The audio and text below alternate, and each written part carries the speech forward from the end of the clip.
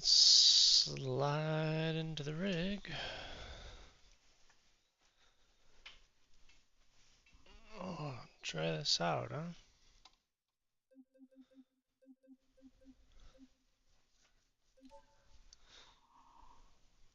Supposedly they've made some changes to... Audio's working. Supposedly they've made some changes to... force feedback and a few other things, some audio stuff. Quite a few cars got little tweaks. So it sounds like there's quite a bit to kind of absorb here. I don't know how much I'll really be able to cover. I just skimmed through the patch notes. One of the first things I definitely want to check out though is the drag racing. Let's see what the staging system is doing now.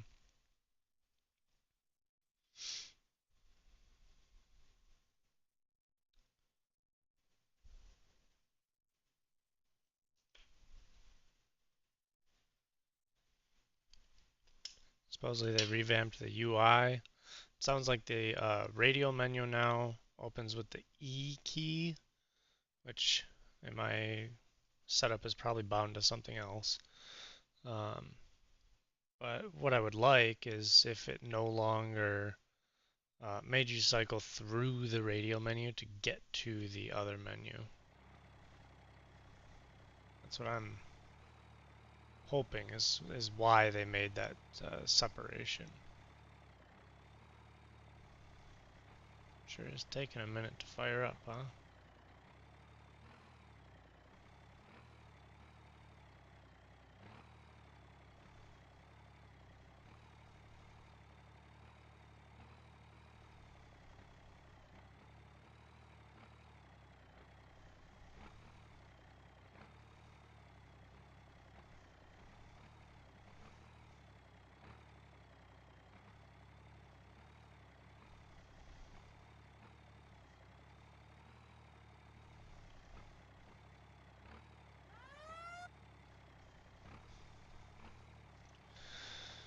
Okay, so let's see here. What does E do? Oh yeah, so that's your radial menu. So, you know, if you like digging in there, of course, for me, the E key also shuts off the engine. So I need to either ignore the radial menu or access it through here or reassign my ignition key. I can't be the only person whose ignition key is E, by the way. Like, there's no way. Here's start. Toggle ignition state. E.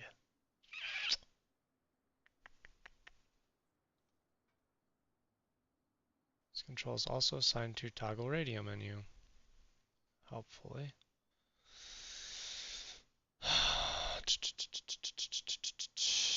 I could just put like a modifier on start engine.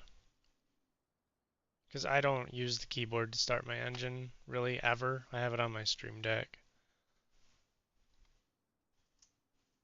Shift E. Control is also assigned to rotate clockwise. So I don't even know what the fuck that is, so. Alright, now I have to open up the Stream Deck software and change that binding before I forget about it and get really mad later.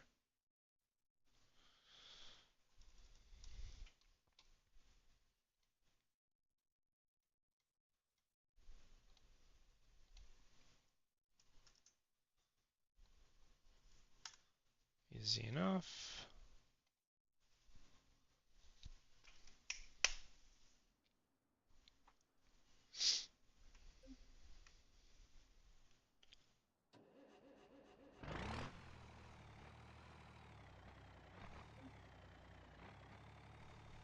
Okay, so yeah, now hopefully, now if I hit escape, oh yeah, so now you don't have to do that double escape thing where you escape the menu and then it brings up the radial menu and then you have to escape the radial menu So that's going to be much, much nicer for when you're dipping in and out of like the vehicle config menu. I'm really glad that they did that because I have been bitching about that for a long time. Okay, so what changes did they make that I was going to take a look at in here? Oh, the horns and stuff. The paint looks nice, huh? Oh, apparently they updated the, let's see if I can zoom in a little bit. They updated the textures on the brake lights, I guess. Yeah, I mean, they're not, you know, super modern looking, but they look nice.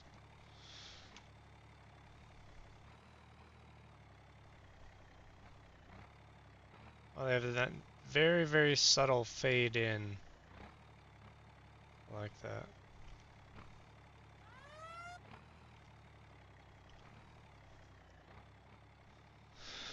Okay, the horns, the horns, the horns, the horns and the sirens, apparently.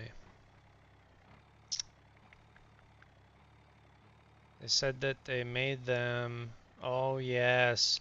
So it used to be, if you were looking in the, I know you can't see this, but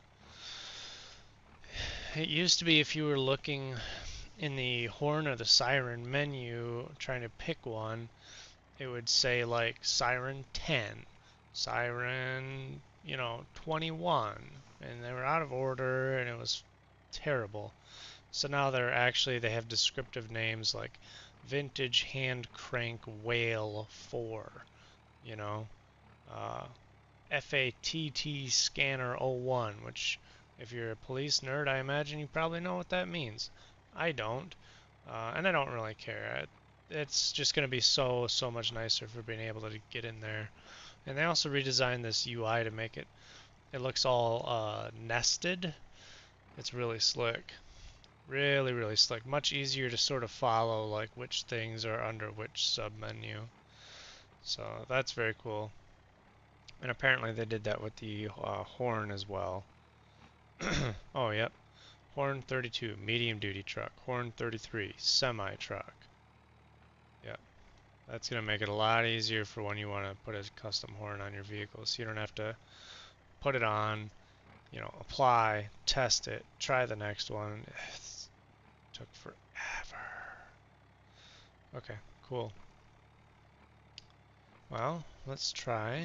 And I believe there's a new UI app for drag racing as well. Let's see.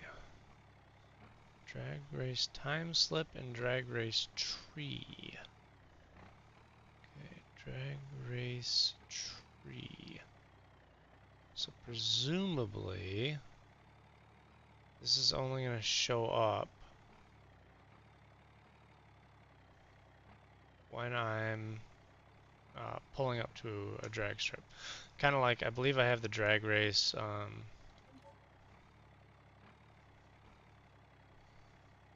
on. Oh, I thought I had the drag race timer thing up here. I guess I need to add that too.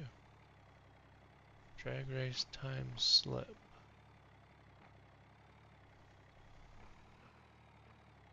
Here we are.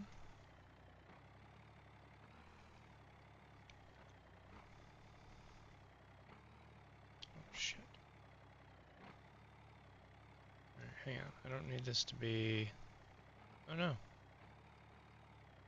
But the drag race time slip thing is so big I can't actually grab the bottom of the thing to resize it. That's okay. I can't grab the little clicky thing down here to resize this. Oh, whatever. This just exists. This shouldn't interfere with any of these. Sometimes if you stack UI apps, you won't be able to click on them because it'll the game thinks that there's one like masking the button you're trying to click on. So that might be an issue if I want to click on any of these, but this is invisible until you break the lights at the end of the track, and then it just kind of prints out a little receipt. It's very cool. It's very cool. If you haven't seen it before, it's very slick, and I like it. Oh shit, I accidentally moved my tachometer. Oh, here we go. Wait, what? I didn't move it, but for some reason it's...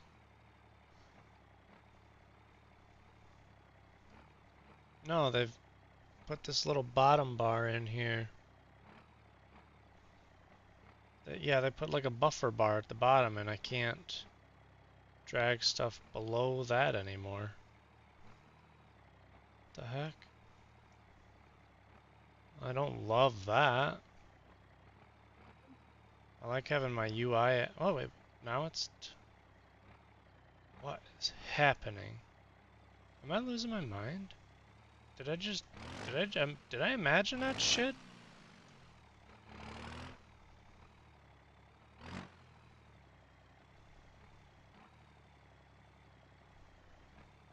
Force feedback, we'll be honest, at very, very first blush feels a little notchy.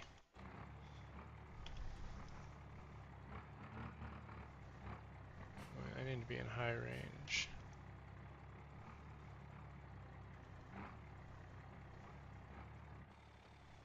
I don't know how to tell if I'm in... What happened to my... My range buttons aren't working. Diff lock? Why? What the fuck is happening? Those buttons are working. My diff lock and my range buttons aren't working. What did they do?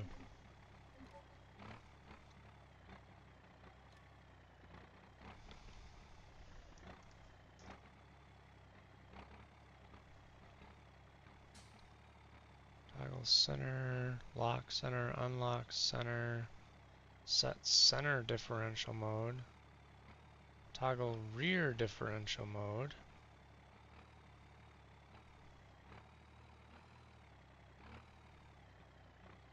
Oh.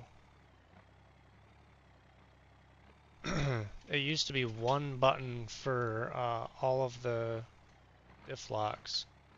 It looks as though they've separated it now, maybe. No, toggle differential mode, V.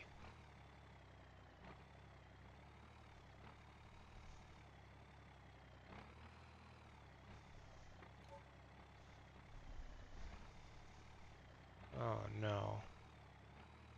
Did they screw up the differential locks again? Oh, I think they did. Shit.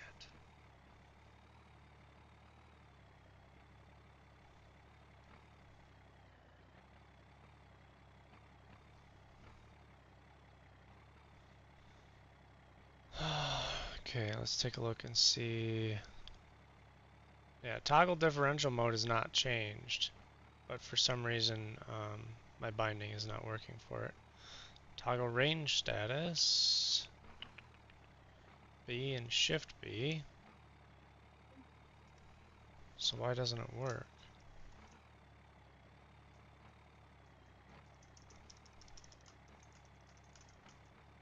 Am I missing something? Why don't those buttons respond? Yeah, see, I can't click this one because it's like underneath of this other layer.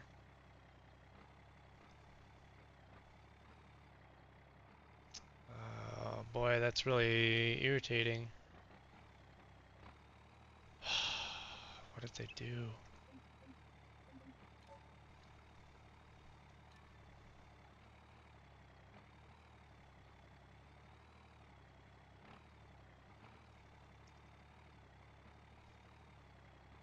Toggle range status. Toggle splitter mode. Oh, great. Well, this is interesting though. There's separate controls now. for set splitter to low and set splitter to high. Was that always a thing?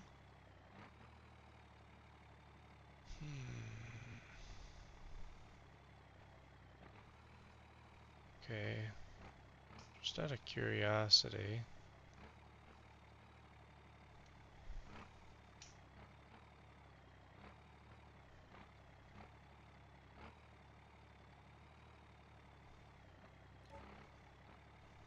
Set splitter too high.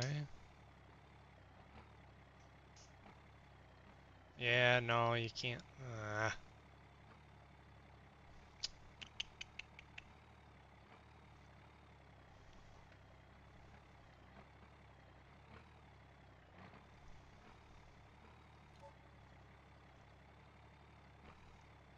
Beam still doesn't appear to have the ability to use a toggle. Toggle splitter mode. What the fuck is that? Toggle splitter mode. God damn it. Yeah, no. Shit.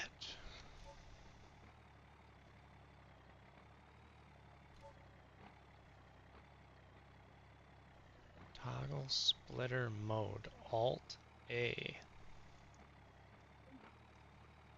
What the hell does that do? Okay, whatever.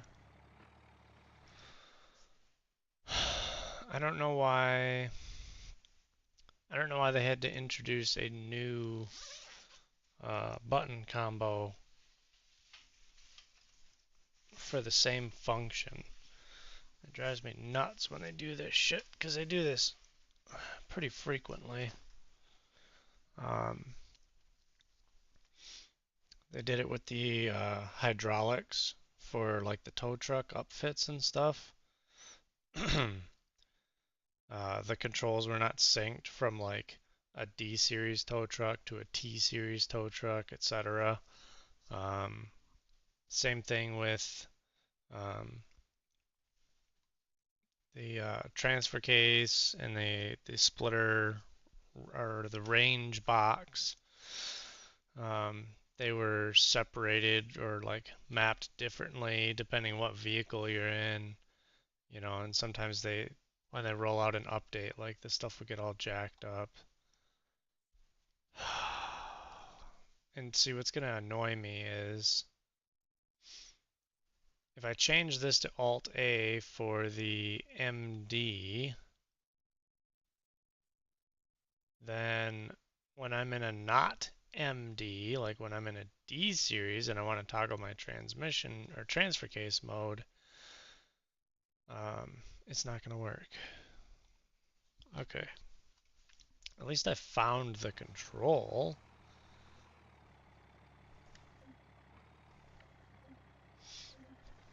Okay. Here's what we're going to do. We're going to change that control from, let's see, what was it? Range? We're going to change this from Alt A to, God damn it.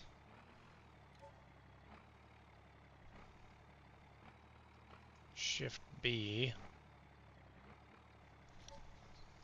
Because I want one button that toggles the range, you know, on every vehicle. Okay, now what am I going to do about the differential though? Because it's going to continue to bother me. See, what they did was they enabled individual differential lock controls for front, rear, and center. And it seems like it overrides the differential toggle, which would lock both of them at the same time. I have too many frickin' keys on here already. I don't need individual differential lock buttons. So what am I going to do about that? Set rear differential mode, maybe?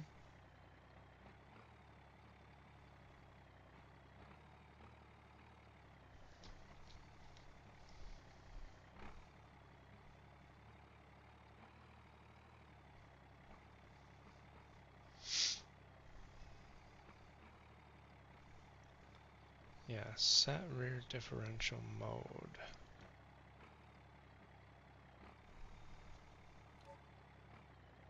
Set front differential mode.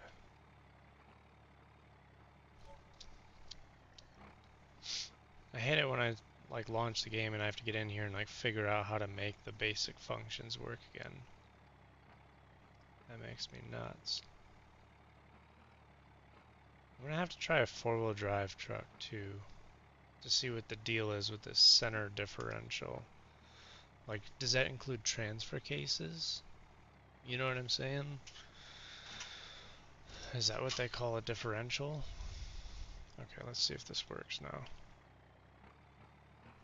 Oh, son of a bitch. It's locking and unlocking simultaneously. Fuck! Beam. Stop adding controls. Seriously. I know the devs will never see this, but stop adding controls. You have so many already. Look at this. They added separate controls for set transfer case to two-wheel drive high gear, set transfer case to four-wheel drive high gear, set transfer case to four-wheel drive low gear. Like, stop it.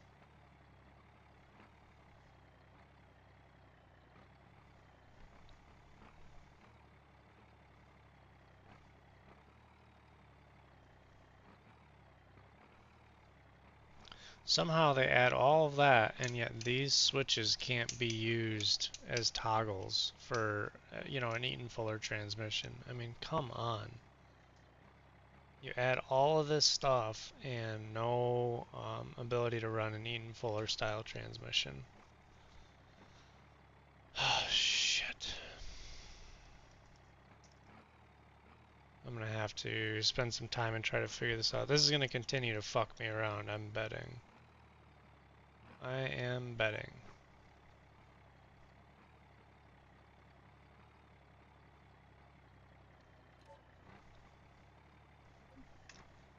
So how do I guess just click on it, huh? Because the toggle differential button does nothing anymore. Man, that makes me nuts.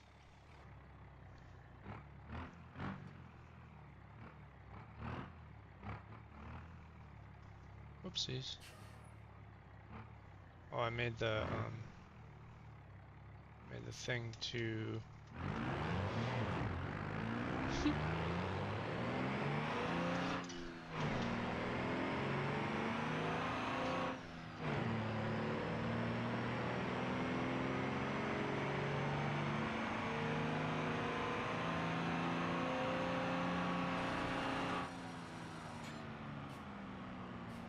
quarter mile, 17 seconds, blistering.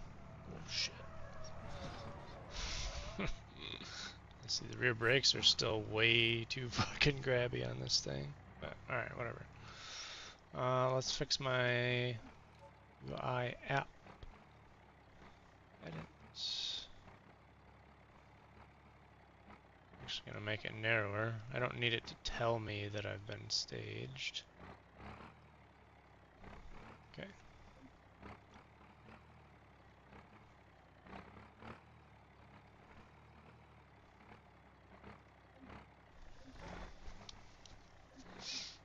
Really quick, I want to find out. I'm not going to mess with it right now, I promise, but I just want to find out, did they break the transfer case selector on the MD as well, adding all these completely unnecessary controls. Okay, that's high and low range. Yes, yes they did. I don't have a transfer case selector. Oh my god, Beam.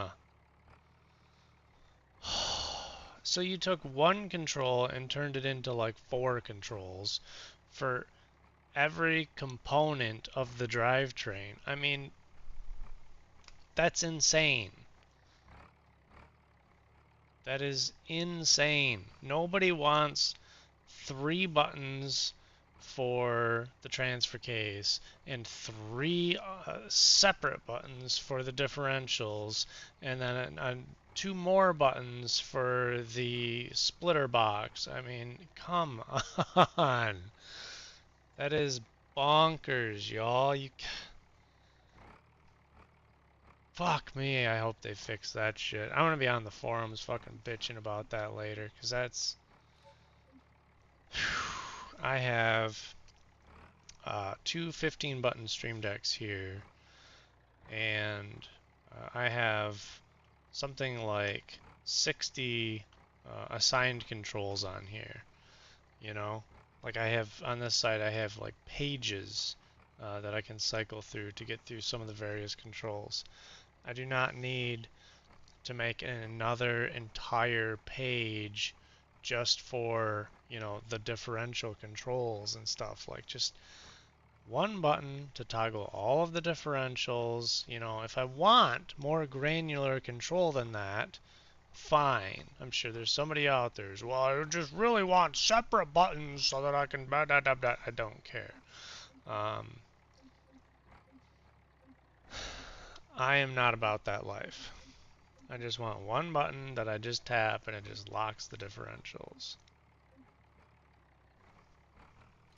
For the time being, we're going to stop bitching about that, even though I'm still very angry about it.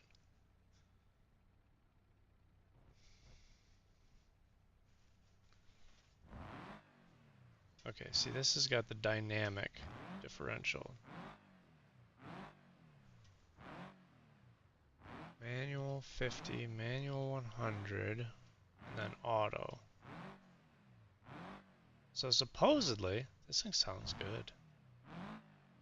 Supposedly I don't really like that. I feel like they took some shape out of the bottom of the tailgate.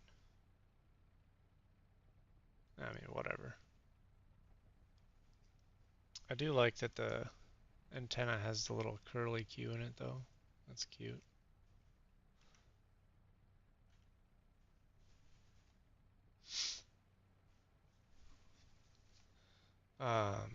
Yeah, what the hell was I saying? Supposedly the automatic differential will actually unlock the center diff, like if you pull the handbrake and different things like that. So, could be pretty interesting.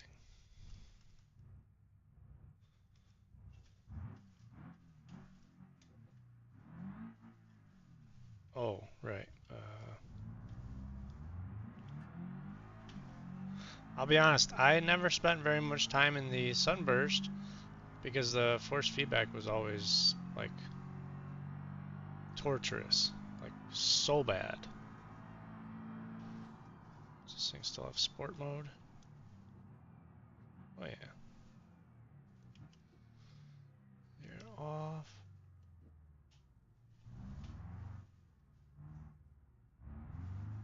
This thing have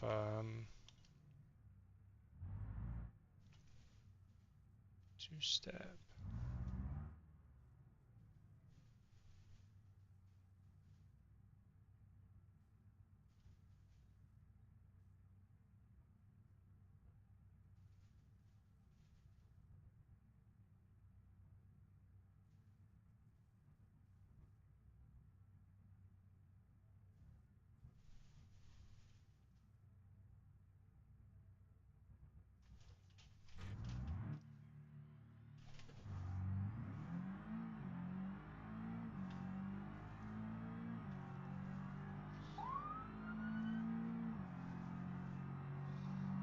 Boy, that transmission just clicks off those shifts, huh?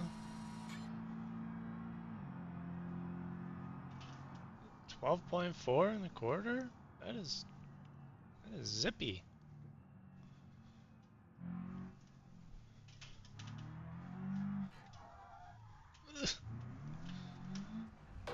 Oh. Okay, here, let's turn the traction control off. Oh, that's not a 5, that's an S. That makes more sense. Oh, this is the return route. Okay. Is this thing not turbocharged? My little boost gauge isn't going.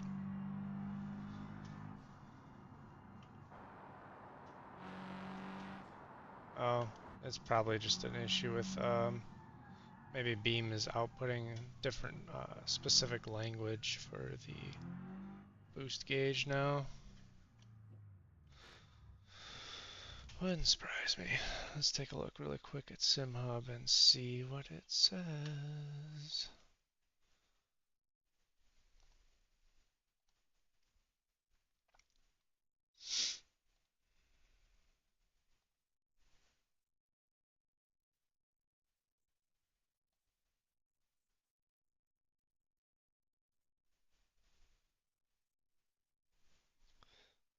Let's start the game, build some boost.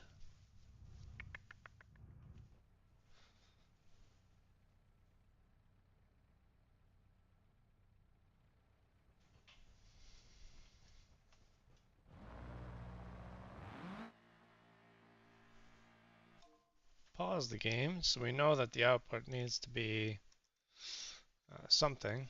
So this is saying raw result 0.45. Let's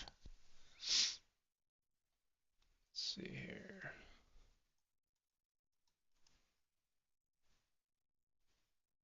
Game data.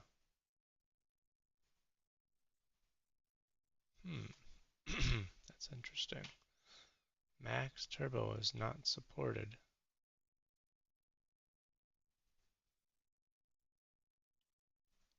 It used to be.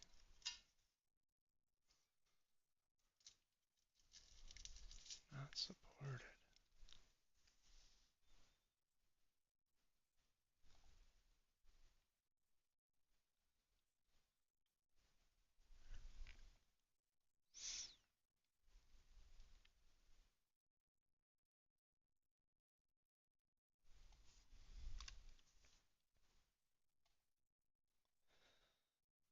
Okay. Max value game raw data turbo max. Just search for boost. Yeah, nothing. Okay.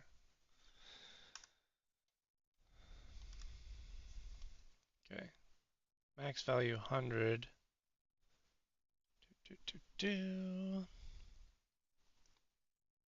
File, save.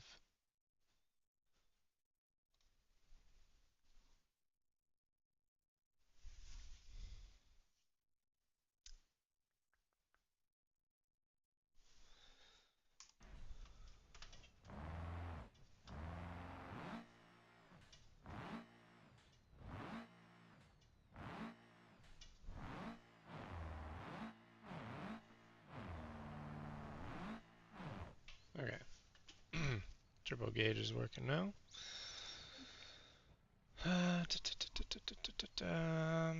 Yeah, let's, where's my mouse? Let's go drive around downtown a little bit.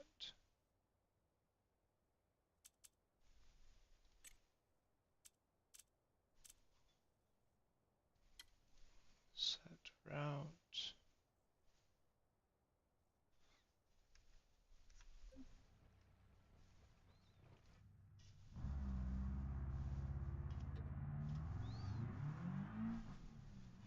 I don't have my navigator.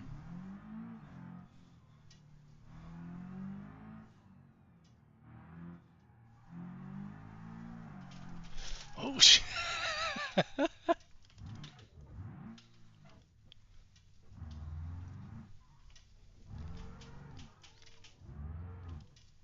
Alright, come on. Jesus fucking, that dynamic diff is pretty active. Woo.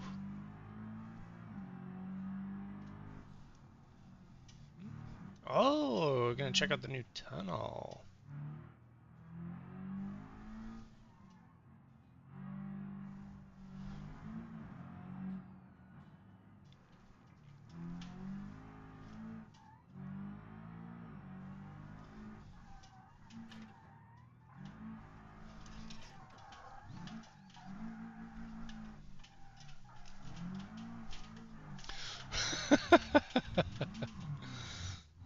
Damn, I looked so cool for like 2 seconds there.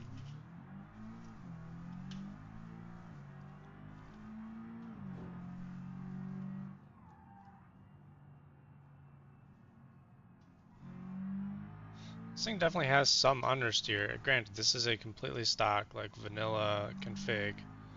Definitely has some understeer, but it is not. It's not that bad. It's pretty manageable. Pretty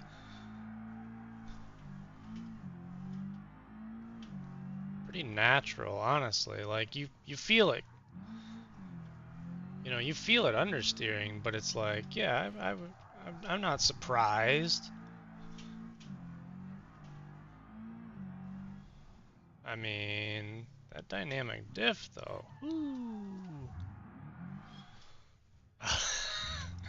You couldn't do that before. If you had like a rally center diff or something like that, it wouldn't let you do that before. Because as soon as you yanked on that e-brake, if the e-brake was activating properly on those rear tires, it would just stall your engine out basically. And it's the fact that it was so fast that I pulled the e-brake. I could tell that the rear wheels disconnected because the car spun around nice and gentle. Um, and then I let off the e-brake and hit the gas, and power was immediately going to the rear wheels again. So, I mean, my very first impressions are that's pretty sick. Alright, let's take a look here. Got some church bells going.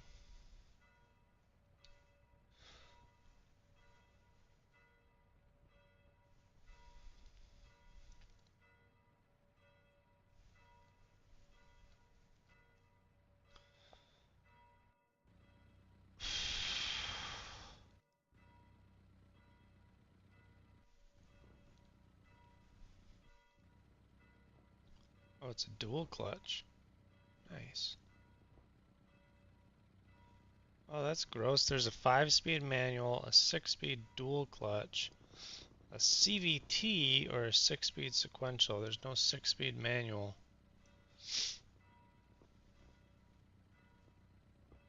I'm gonna put the CVT in it, honestly. Race, limited slip, all-wheel drive transfer case, or a Sport RS active all-wheel drive transfer case. Honestly, I don't have anything at this point bad to say about the. Let's do a viscous limited slip front differential. Yeah, I don't have anything bad to say about the chassis stiffening. What? Yes, please. Underglow lights. Duh.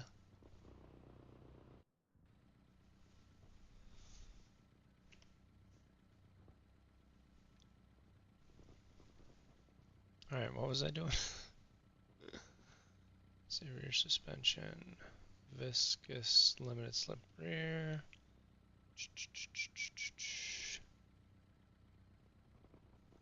Oh, steering. I wanted to look at the steering. Yeah, quick ratio race steering. That should make it a little bit easier to throw around. And wheels. Basically, I put the big turbo and like the race block and stuff in this thing, so we're gonna get silly. 18 by 9, 18 by 10s, 18 by 11. Let's see what those look like. I will say that the speed of swapping parts around is definitely much improved. And they also sorted the wheels by size now.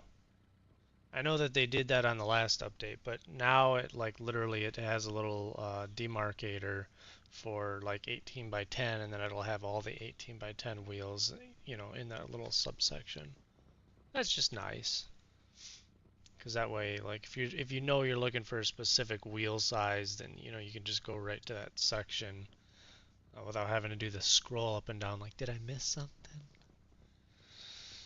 Okay, light. Light. Get rid of that.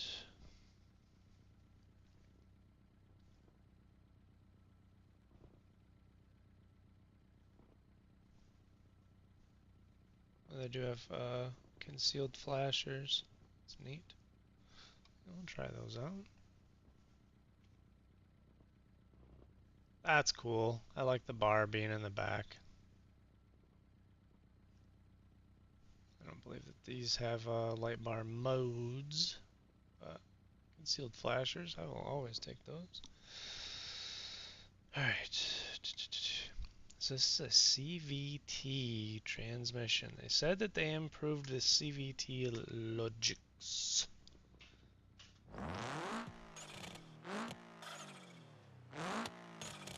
Sounds cool.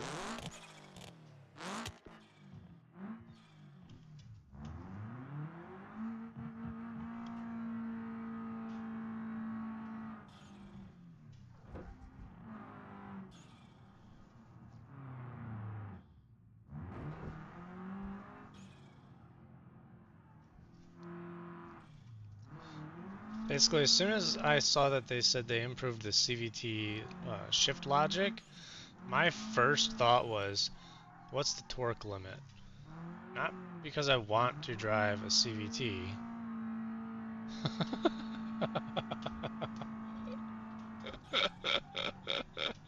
It's so stupid. But because I'm curious, like,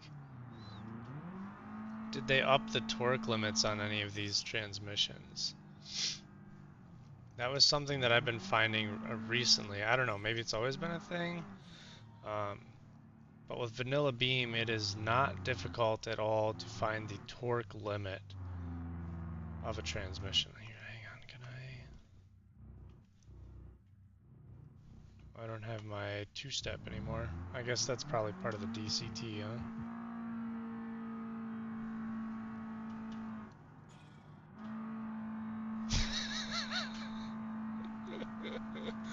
I gotta find my way back to the drag strip. I want to find out if a CVT is faster than like a dual clutch. And I think it'll genuinely, I think it'll. This does have a simulated shift mode though. I believe if you put it into sport, it has simulated shifts.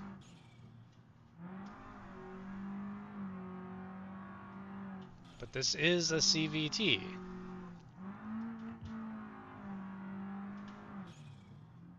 Whereas if you just have it in drive, it just, I don't know why my map UI disappeared. It always used to be right here, so I keep looking here when I'm lost.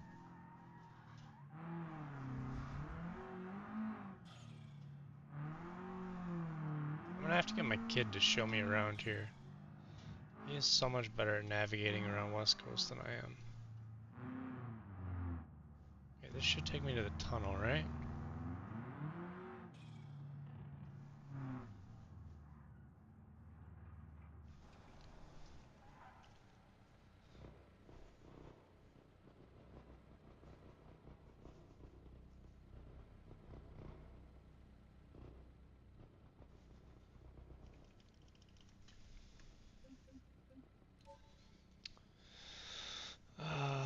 Exhaust? Oh, race turbo exhaust. I guess it just put that on there. Yeah, I didn't put that on there. It must have just came with the, let's see. Do we want adjustable race ECU or stage 2 turbo ECU? Does adjustable race ECU allow you to, oh, anti-lag system. Race turbo exhaust, stage 2 turbo. Let's take a look. Let's take a look. Does race ECU, yes it does. It allows you to modify the hoist gate pressure, as well as obviously your RPM limiter. We're going to come down on tire pressure a little bit. I feel like 30 psi is a touch high. Bring that down to like 27.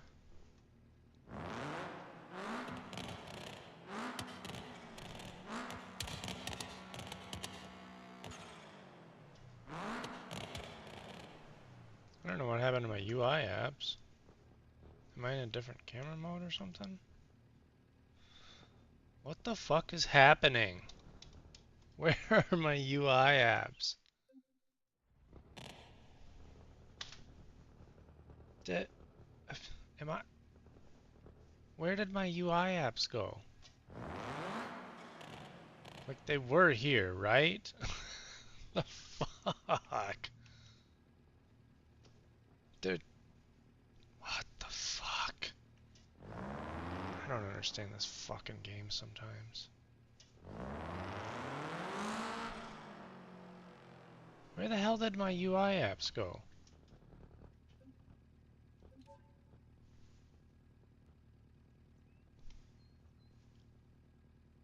What the fuck? Did I accidentally trigger a button that hit all of them? Like, what the hell happened? Ah, oh, Jesus Christ, Beam. But they add more controls with every fucking update. You know what I mean? It's insane.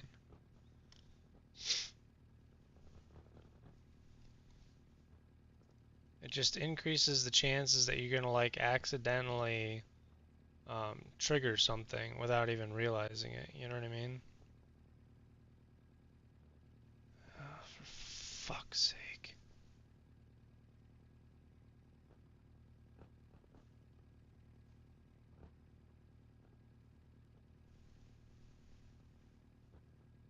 Oh my god.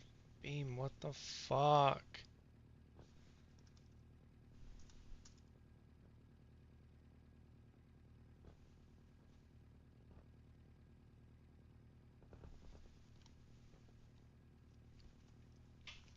This is gonna like genuinely piss me off now because I don't know what the fuck happened to all of my UI apps. They just vanished. I don't know. HUD? Is there a hide HUD button that I accidentally triggered? Like,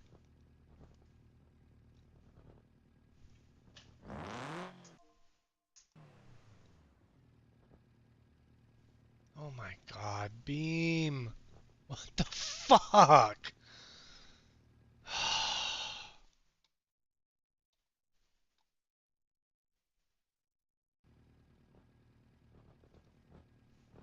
I know you fucking did something with my UI apps, you prick.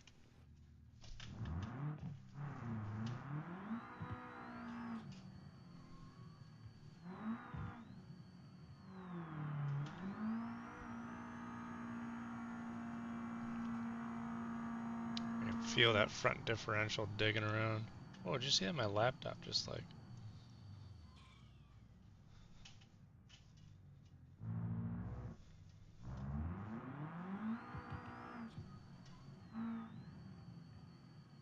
Let's see if the drag race UI app comes. I'm sure that I just like accidentally triggered a hide UI app or something. So since when does a CVT have like creep?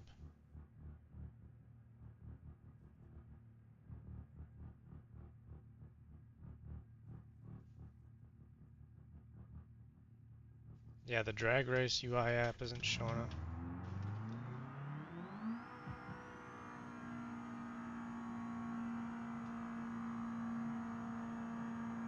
Which means I'm not gonna get my time slip either. Son of a bitch. 145 miles an hour anyway. Oh, she's getting toasty. You can hear that anti-lag going.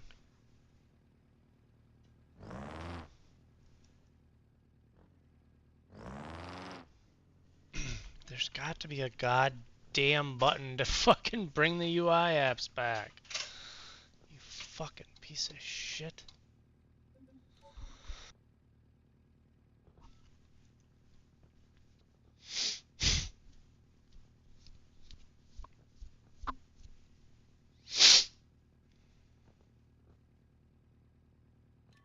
This is really gonna make me mad.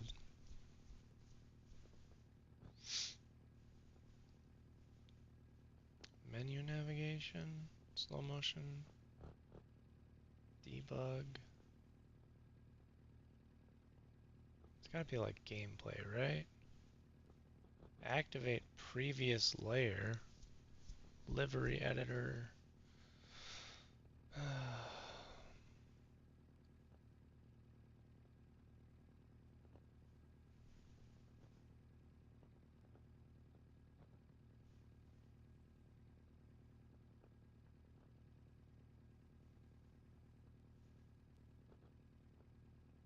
Toggle autonomous driving?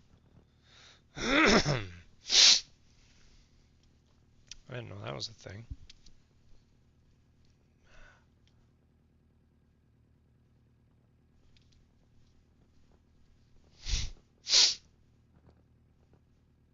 Toggle free camera?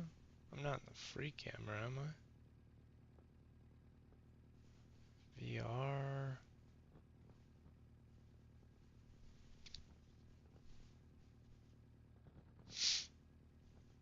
I don't know. This is so irritating. Part selector.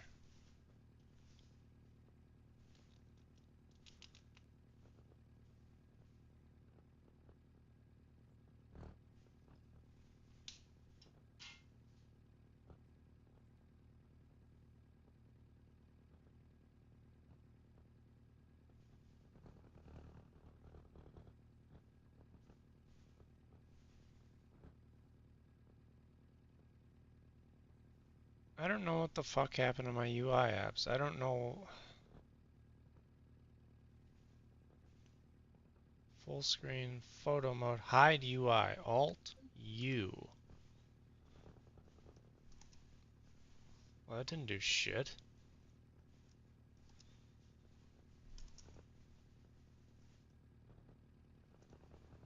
There's free camera. Why?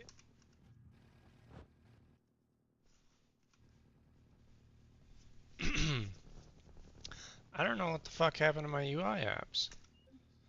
It's gonna be hard to test in Tune when I can't even, like, see my...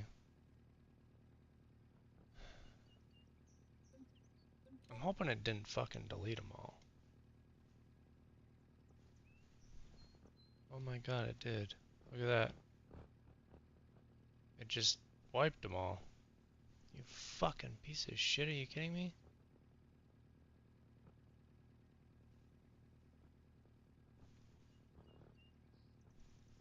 It just deleted all my, like, while I was in the game.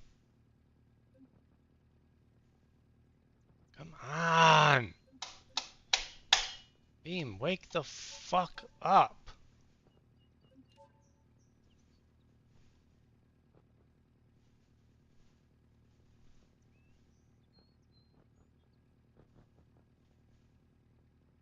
Yeah, it deleted all my fucking UI apps.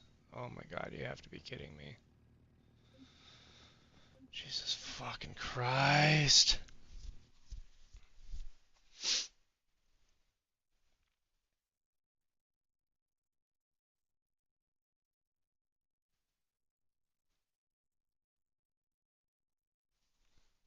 Alright, let's try this again.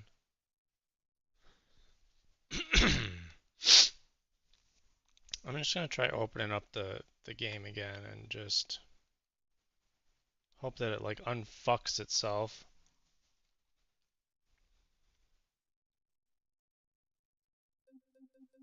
I've been continually driven mad by the... Oh, that's right. Last used. By Beam having separate profiles for the UI apps for, like, every single discipline.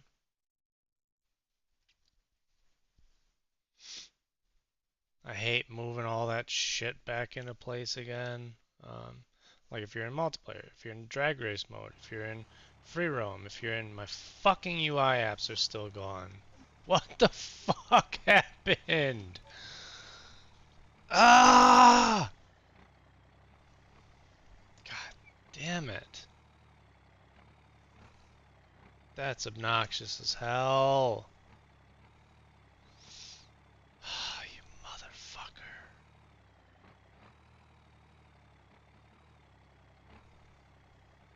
Well, I guess I just sit here and plug all these back in. Fucking piece of shit.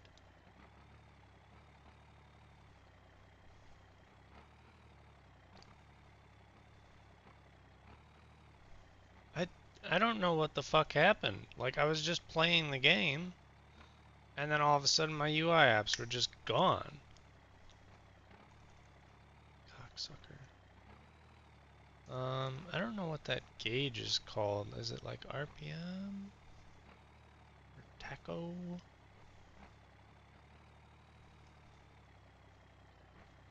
There you go. Tacho 2. I'm just gonna kind of plug these in for now, and then I'll get to sizing them all and whatever. Add app. Boost. Oh wait, maybe turbo? Wait, what? First induction, turbo act. Where's the fucking boost app, you prick?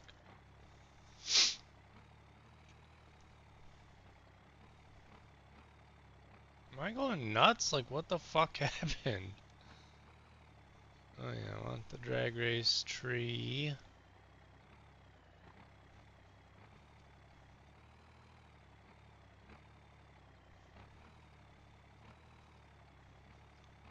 Suppose I'll want a compass as well. What is this one? Oh, forced induction. Whatever. Compass and, oh god damn it.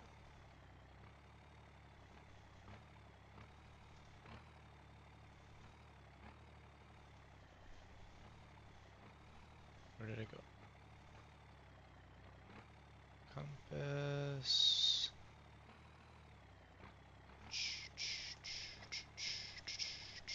And, map. I think it's called like navigator or something.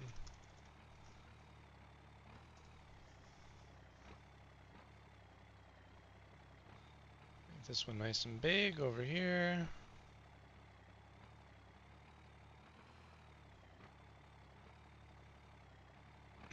That way it's out of my way when I'm in the cockpit. That's mostly what I care about, is just stuff being out of the way when I'm in the cockpit.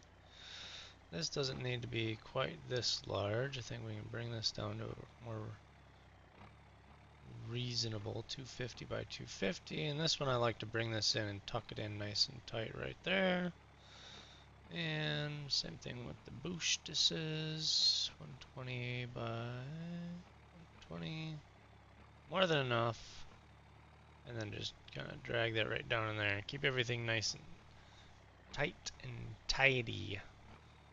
And the drag race tree.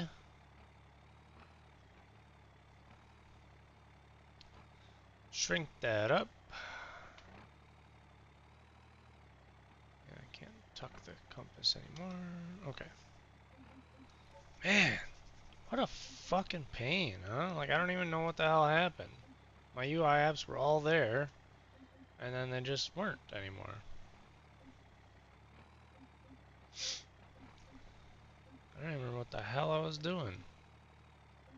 I know there were a few things in the patch notes that I was wanting to explore. I guess they updated the interior on this. Updated some model stuff on a few different vehicles.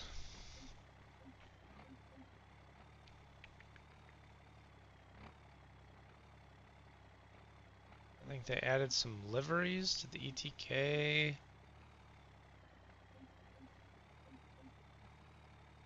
Obviously they added the CVTs. I think they updated the interior on the hopper.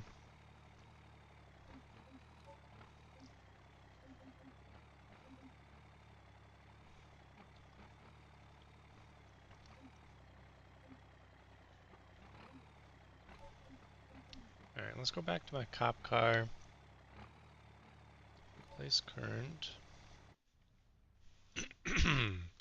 So this thing ran a 12.4 bone stock. We already knew that.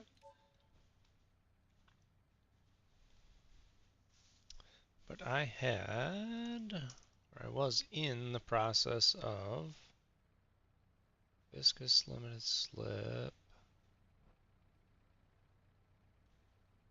Viscous limited slip. I had thrown some parts in it, and I wanted to see with, okay, adjustable race ECU, with basically like all of the power, does it drive through the CVT? Because that is a thing that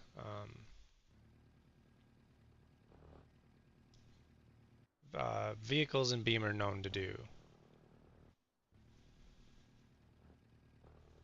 You know, you throw so much power at them that the transmission literally will just go, nope, I cannot deal with all of that.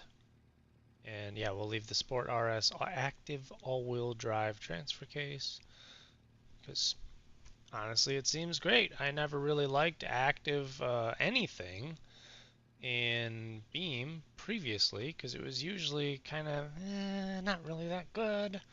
Um, we'll throw a high performance radiator in it. Oh, why not? Get rid of the partition for a roll cage.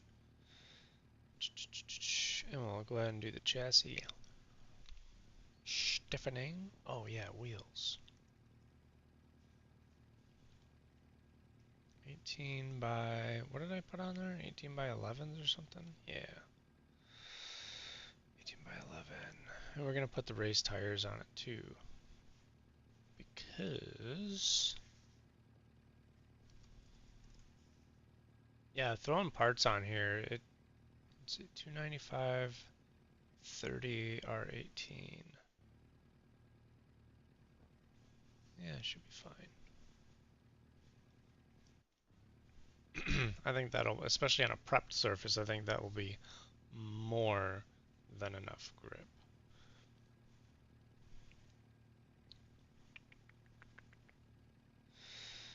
Okay.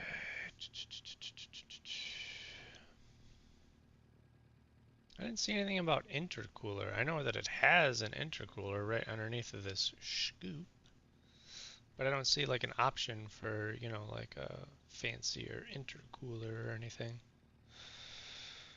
Okay, yeah, and other than that, we're, I think, basically going to leave it alone.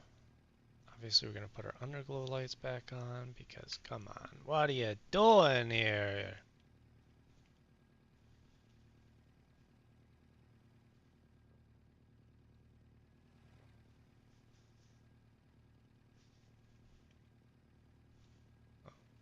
Well, that's weird. They're red, but they look white. Alright, whatever. Shut off the traction control and let's put a time down with the CVT.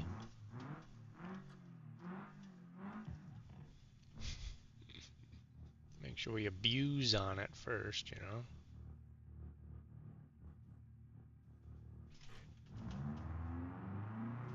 Oopsies. Ah, dang it. I didn't know that it was going to creep out on me.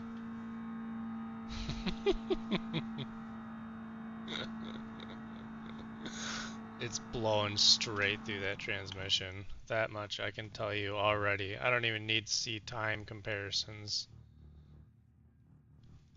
I guarantee that it is not putting all that power down.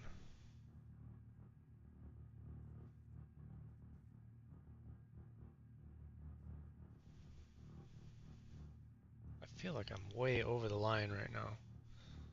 Oh, actually, no, actually, here. Oh, look at this. You can actually see the little box now. So that, I'm guessing, that should be the two little lights right here and right here. So this should be the first beam, which lights up that first bulb when your tire first breaks that beam. And I think the idea is that once your tire is in between these two beams, then you're fully staged. And usually there's a little bit of wiggle room there where you can like early stage or late stage.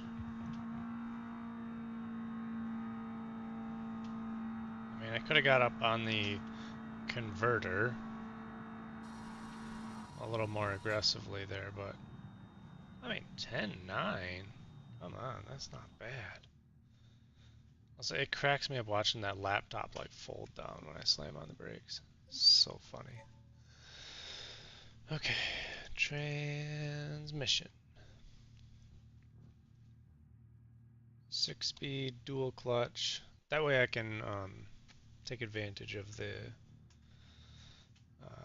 what am I trying to say?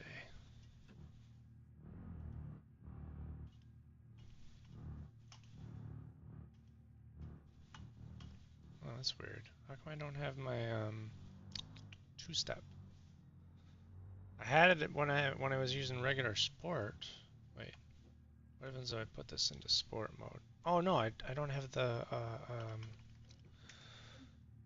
I don't have the UI app for it. Because remember, Beam wiped all my fucking apps for me. Um, it's like called like vehicle message or something. Here we go, messages.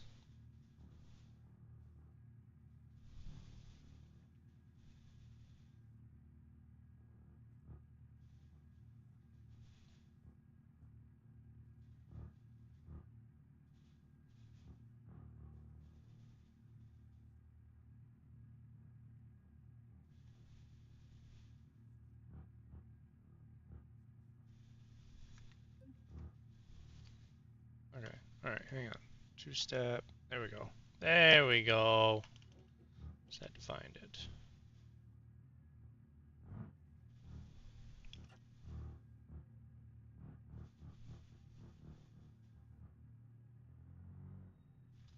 Shit.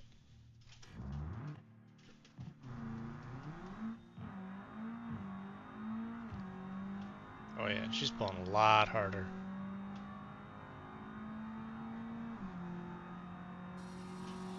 Literally zero tuning. Oh shit, it actually ran slower than the CVT. What? 11 flat compared to 10.9 with the CVT. Shut up.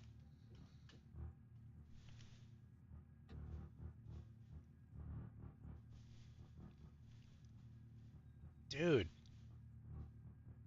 the CVT is good. That's like a real problem for me. I was so confident. I was so sure that the CVT would be bad.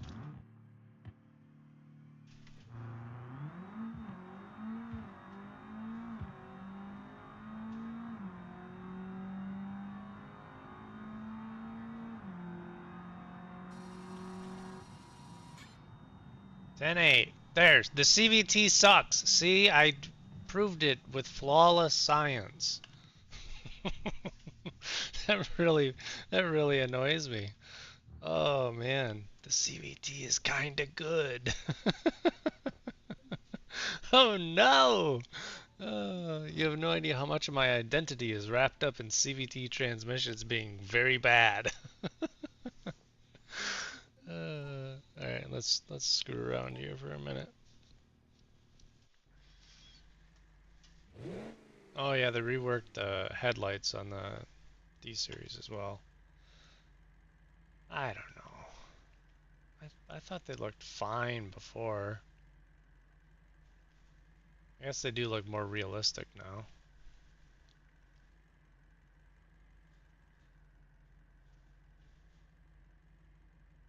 Yeah, and I'm sure these probably got basically the exact same rework as the MD. Let's just take a look really quick and see light.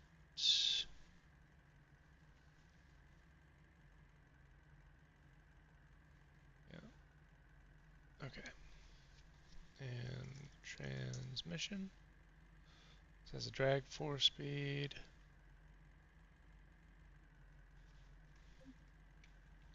I'm just curious.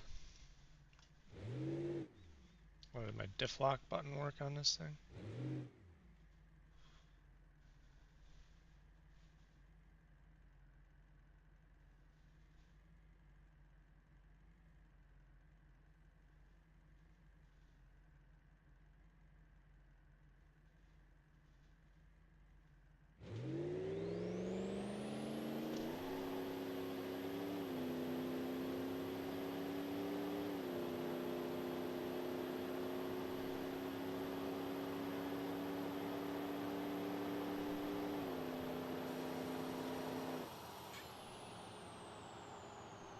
mean, 12.8 and like a 7,000 pound diesel pickup?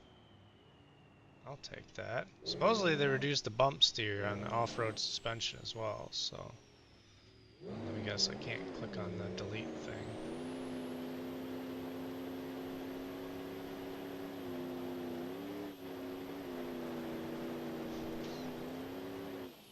Oopsies.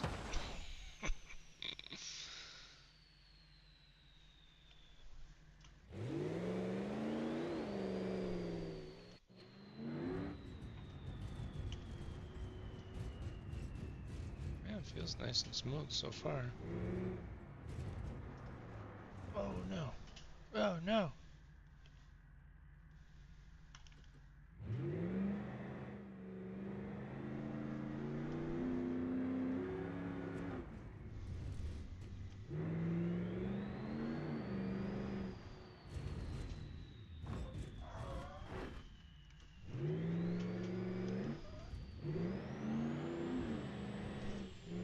Wait, where's the tunnel?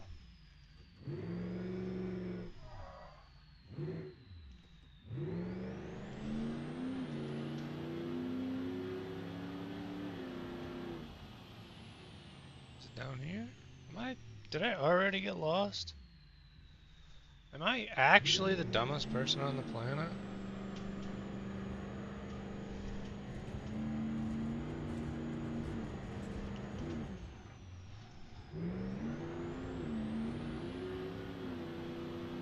Where's the tunnel?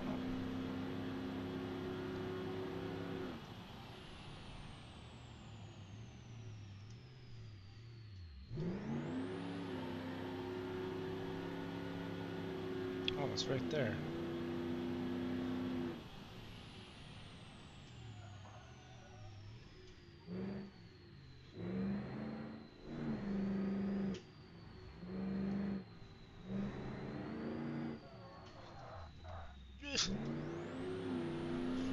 Holy shit!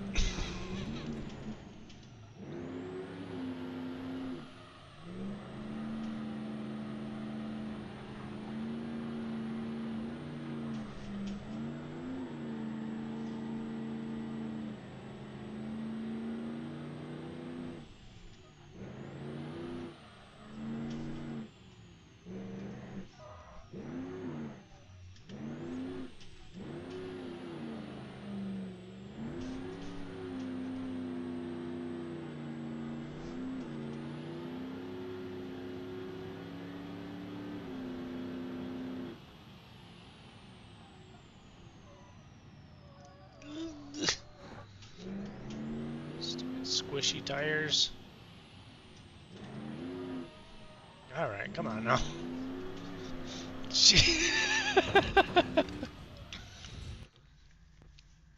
Yeah, for some reason lately I'm noticing the soft lock is like way too soft.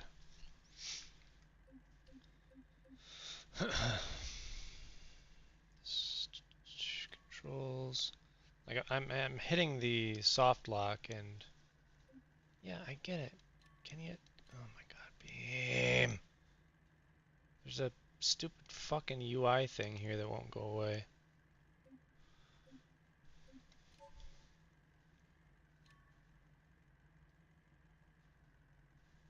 There's like a UI artifact hanging over the force feedback tab. Steering lock strength.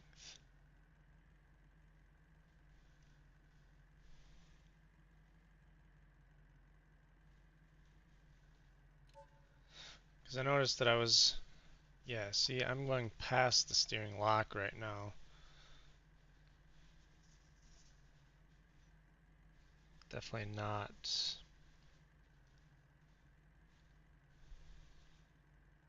feeling that. It's not feeling very solid.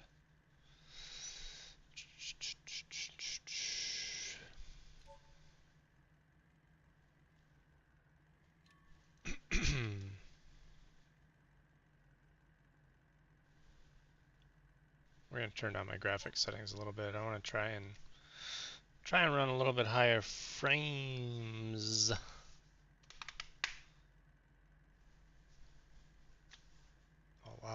difference is stark.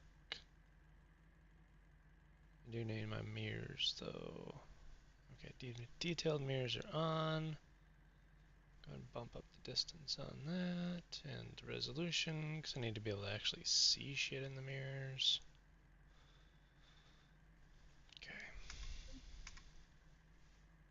Okay. Yeah, the difference just in like reflections, like the paint quality and stuff is dramatic.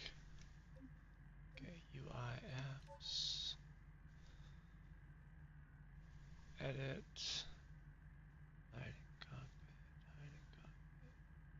Hiding cockpit. There we are. Wait, what? Yo, are you seeing? Oh, I see. That's the drag race timer. Thought I was losing my mind. Oh, for fuck's sake.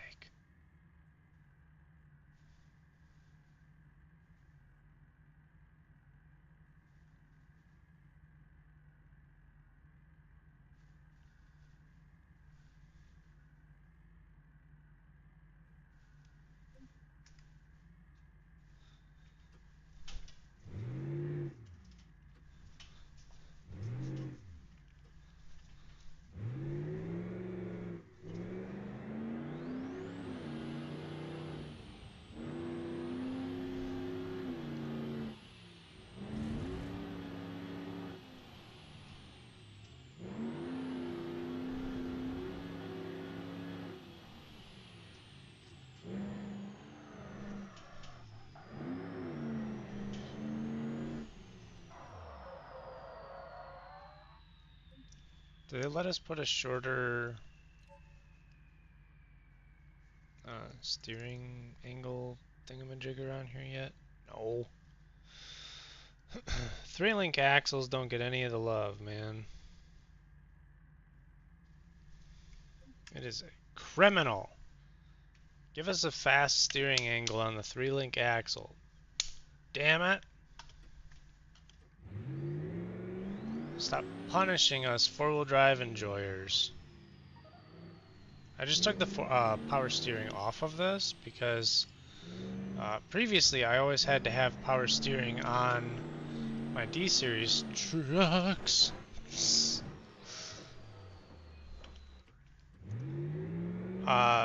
In order to like mute the, impact and stuff. So I'm curious with them reducing the bump steer on the off-road axle, which this has. Oh yeah, this is smooth as silk, honestly. Look at that. I mean, before, this thing would have been like, oh yeah.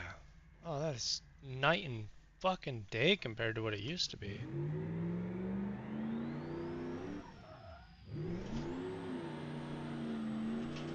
Whoopsie daisy.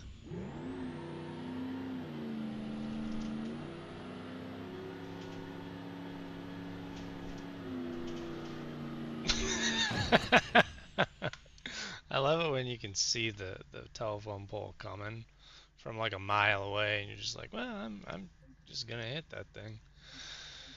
Okay. So let's do some more sunburst stuff.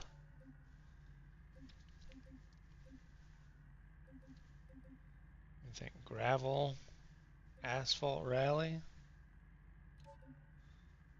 Ooh, actually, gravel rally Manuel.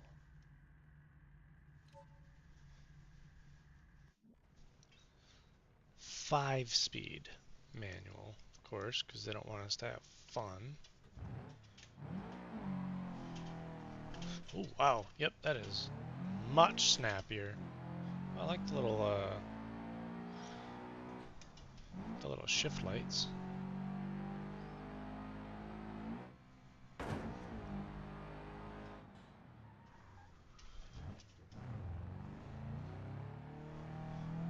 Oh yeah, this steering is like so fast. I'm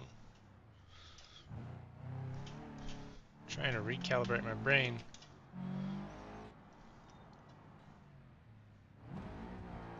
So, by the way, I also noticed that the flat 4 that this is now, it's not an option, it just is a flat 4 now.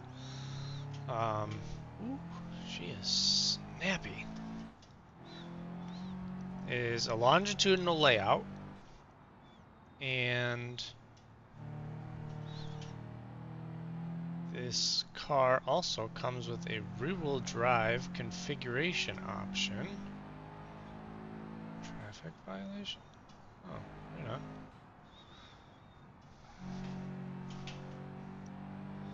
So you could basically make a little, like a BRZ, basically like a four-door BRZ type of vehicle.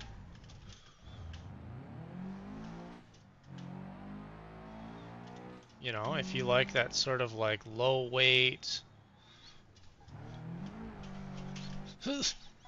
uh, highly nimble sports car type of thing, um, that's really cool. I like that they gave us that. Shit. Yep, meant to do that.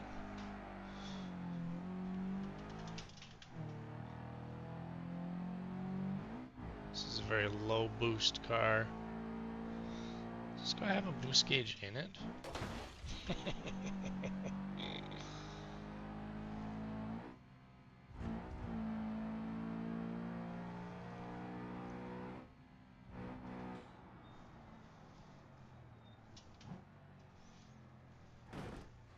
Oops.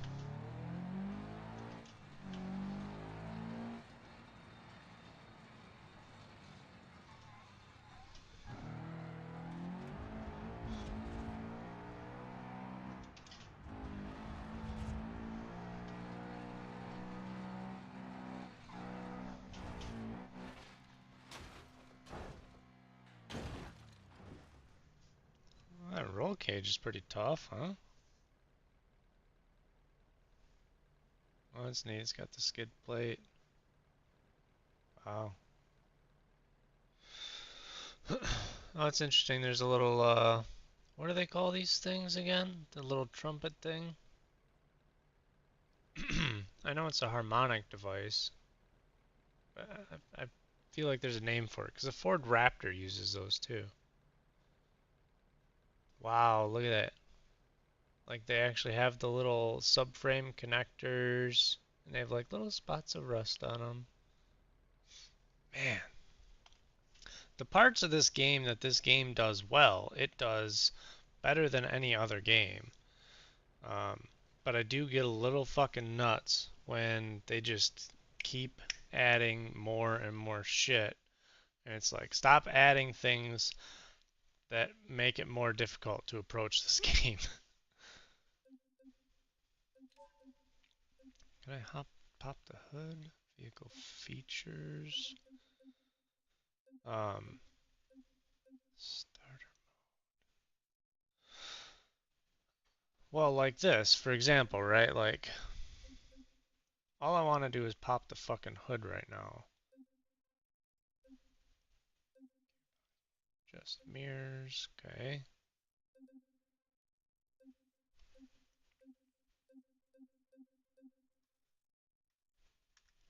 Because I can't actually pop the hood because I'm using the triple monitor render, and the triple monitor render like screws up the, see this? It screws up the, like, I don't know, the targeting of clicking on stuff. So it's like a pain in the ass to try and like interact with these things.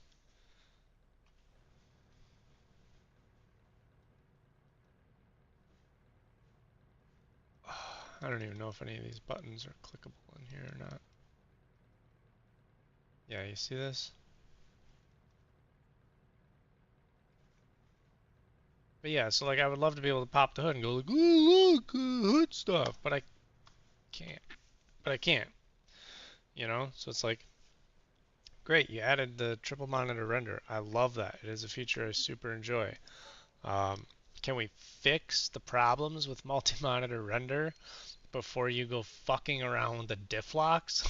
You know what I mean? Like, can we please like fix things, you know what I mean? Does the roof scoop actually? No. Wait. Hang on. Oh, come on. Okay, I guess we're gonna have to free cam. Because Beam doesn't want us to break our fucking necks or anything. Oh, that's cool. There's actually vents in there.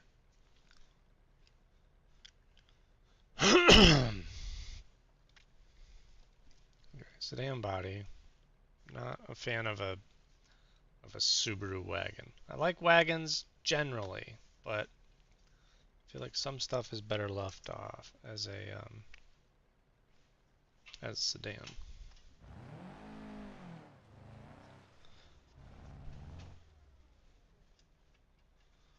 Oh wow, why does the force feedback feel super heavy all of a sudden?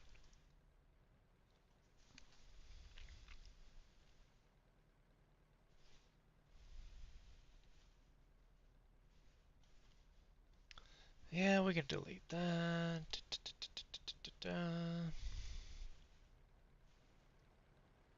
That's interesting. Apparently that's just a stock bumper. What does the custom bumper look like? I don't hate it. It looks bizarre because you can see through it and see the like the rest of the car there. What the heck is going on with that?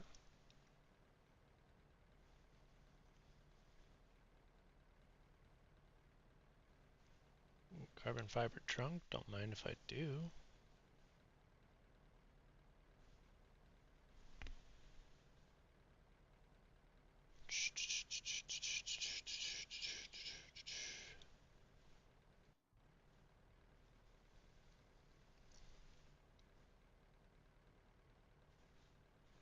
What are the cut quarter panels?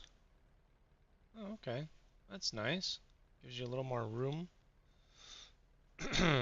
Hopefully, oh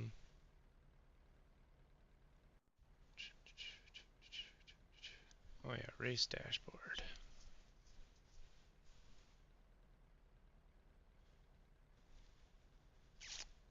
Race fuel cell? Yes.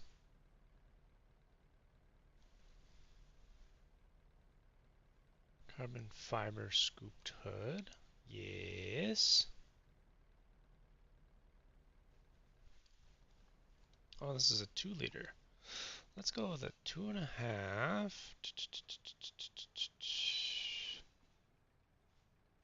5-speed manual transaxle.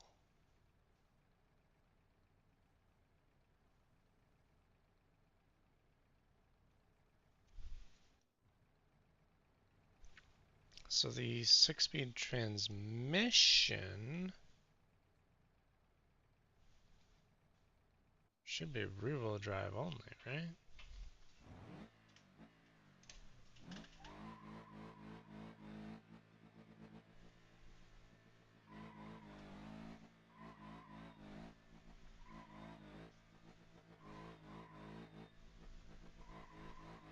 I don't know why it's doing that.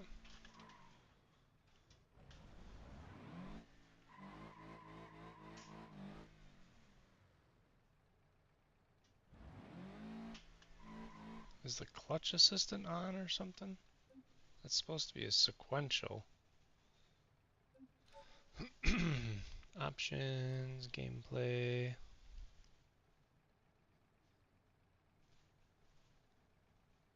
Clutch assistant is not on.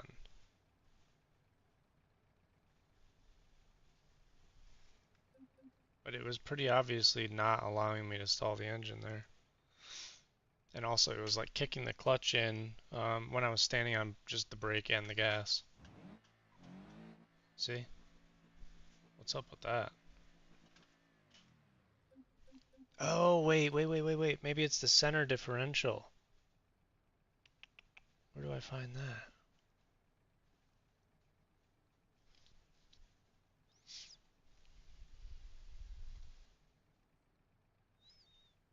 Where I find the center differential?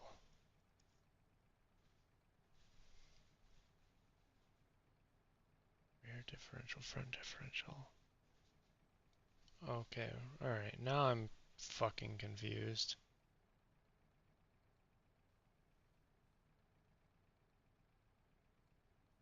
I can't click on this stupid fucking thing.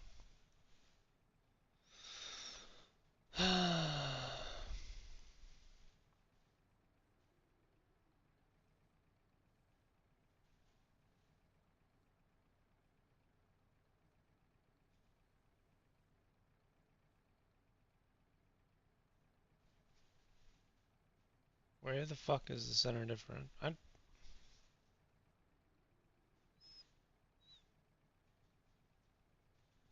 Transfer case. Oh, let's see. It's really irritating that here it's called center differential, but in the parts menu it's called transfer case. Race, LSD, all-wheel drive, rear-wheel drive transfer case. Ah. So why does it still say center diff lock though? Can't click on it.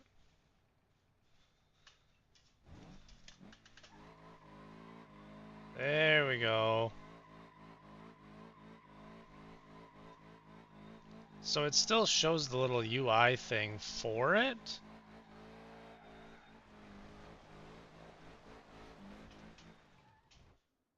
Okay. Yeah, that's weird. It didn't delete the UI app for the center diff lock, but the center diff lock has been deleted because I'm using the rear-wheel drive transfer case. So I can do the 5-speed manual, I think, transfer case with the rear-wheel drive transfer case. Oh yeah, this thing's gonna be a handful and a half for sure.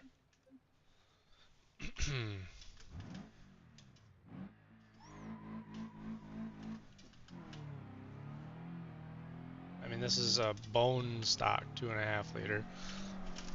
Shit.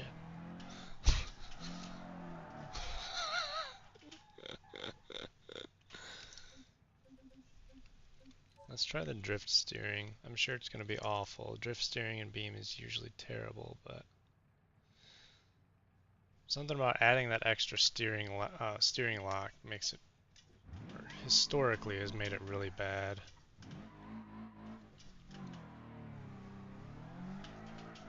Jesus.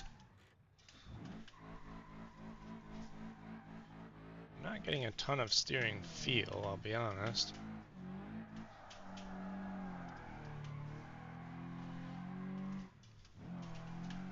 I mean, there's some, not... I mean, I guess I shouldn't complain. It's not explosive. It's not, you know, shaking the fucking bolts out of my rig like it used to. Oh, it used to be if you were using any kind of... If you were using any kind of soft lock stiffness, that was a lot harder than I was expecting. Yeah, it used to be if you were using any amount of soft lock stiffness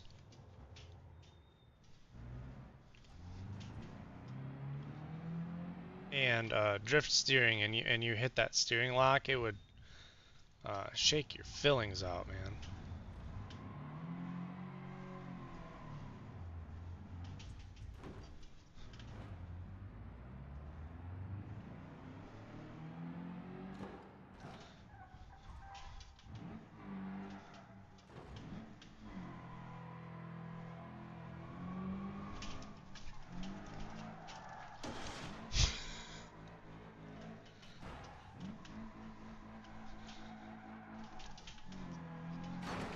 Ah!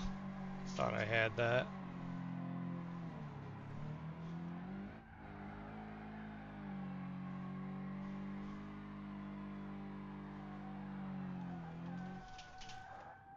I think my car's mildly jacked up.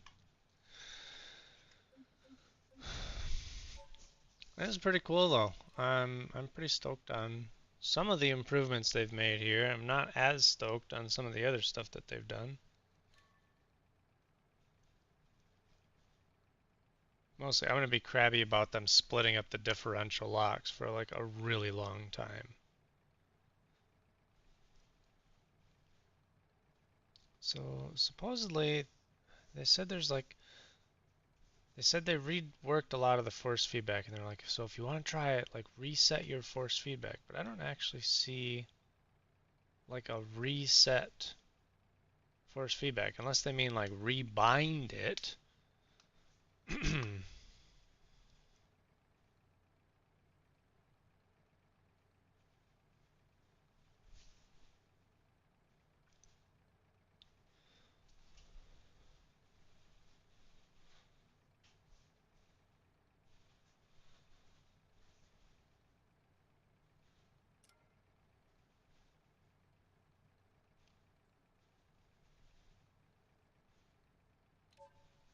Okay, let's see what this is like. Just real quick before I start monkeying on this car, I just want to see a sort of a back-to-back difference. Okay, come on. I don't know that that's better. It is wanting to return to center much more aggressively, but it's not providing me more information.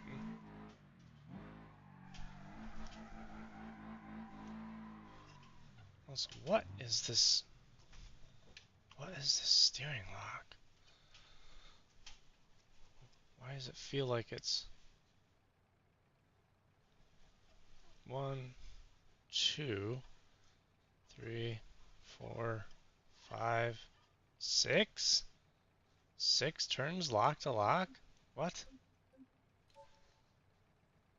How much fucking sense does that make?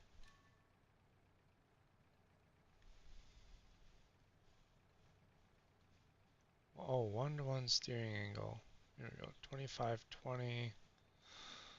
1-to-1 behavior, normal, apply. Oh yeah, see in there I'm turning past the steering lock. It shouldn't be that easy to turn past the steering lock.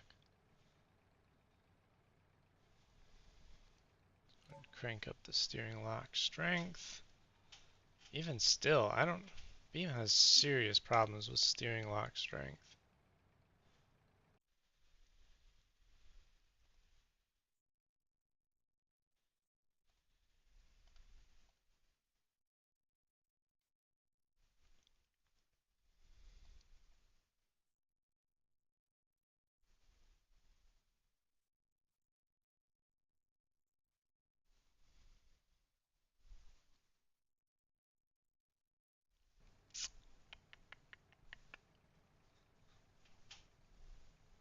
Yeah, even... I mean, that...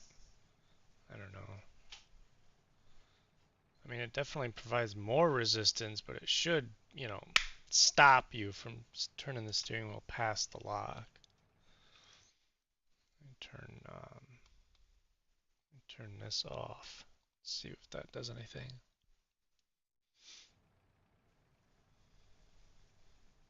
No, not really. Hmm.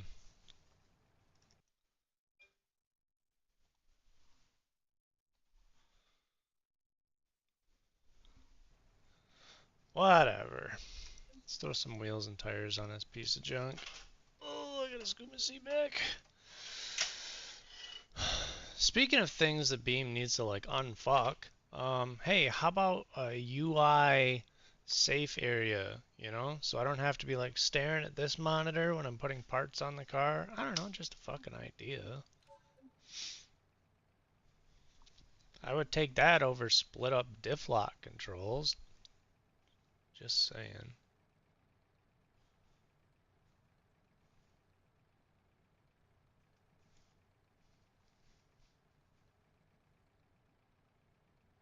Oh yeah, cut doors. That's really cool. So you can clearance out your fenders a little bit.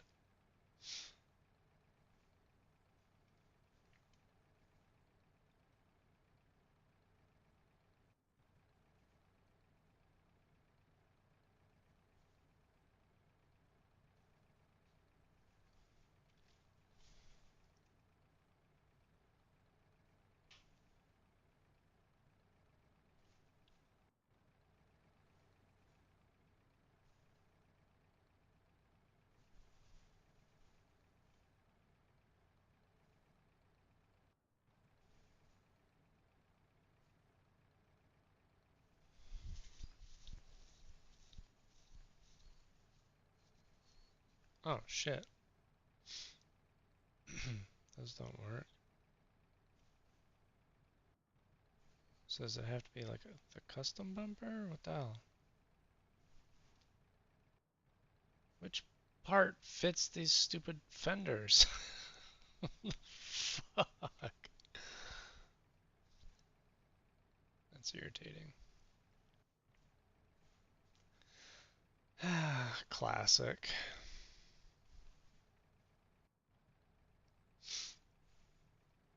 Classic Beam.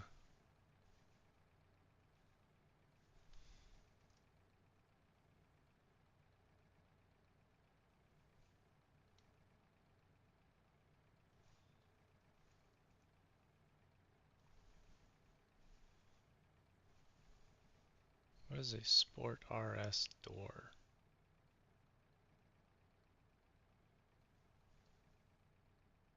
Does it just put the handle up there or something?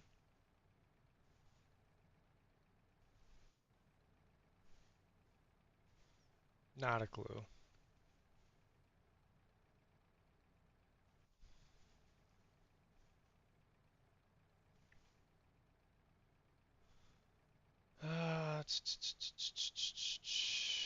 Okay, engine, adjustable ECUs.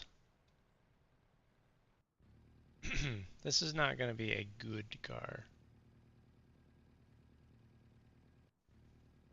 It will be a fast car though.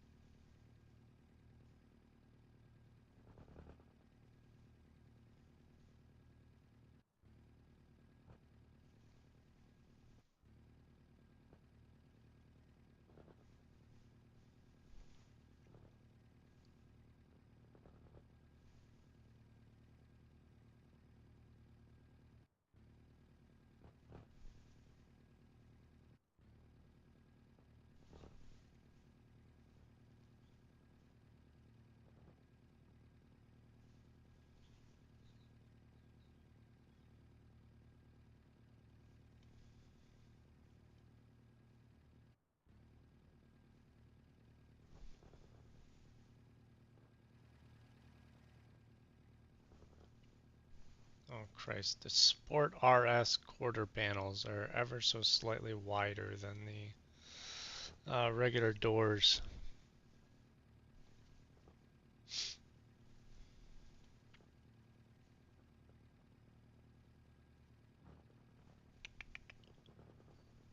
Alright, wheels.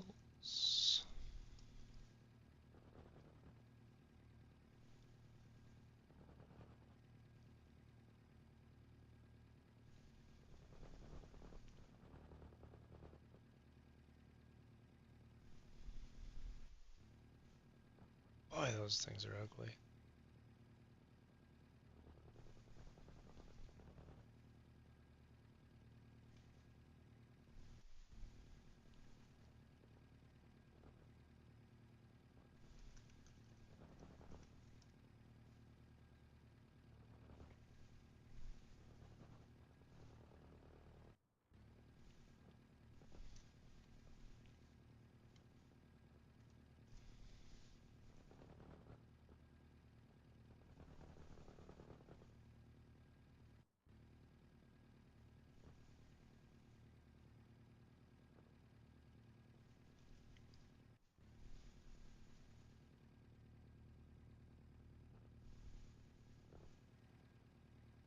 Oh, apparently I have the wrong bumpers.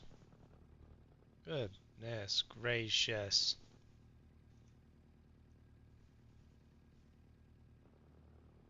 So I have to put the Sport RS quarter panels on, the Sport RS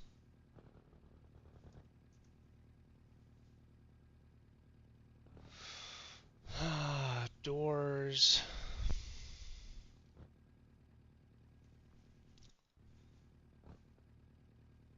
Sport RS fenders, otherwise like none of it lines up quite correctly. So many parts to swap around. It's just crazy. I don't even necessarily like those fog lights, to be honest. They look kind of goofy.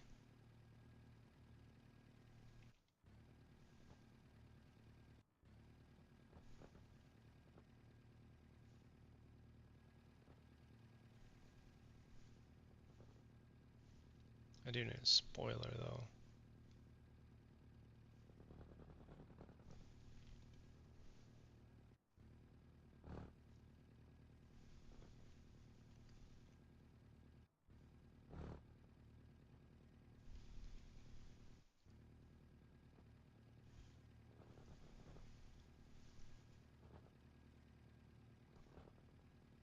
Yeah.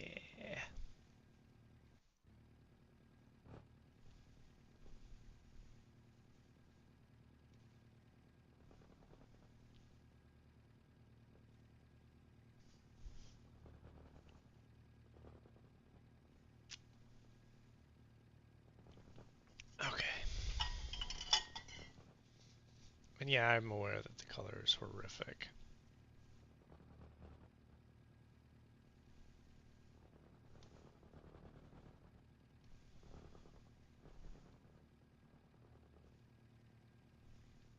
That's not much better, but it is slightly better.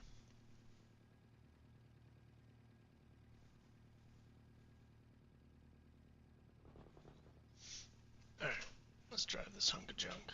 Oh, let's get rid of the drift steering too.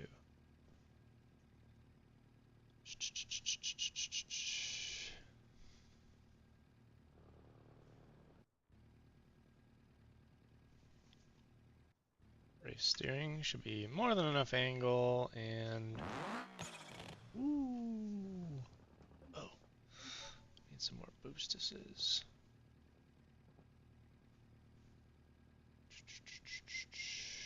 RPM limit?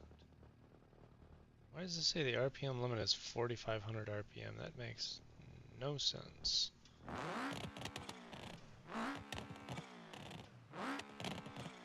Oh, I don't have my little damage panel thing either. I don't know what it's called either. Damage?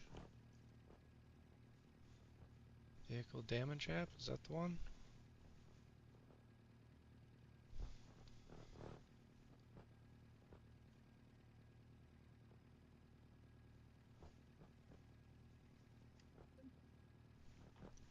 Okay.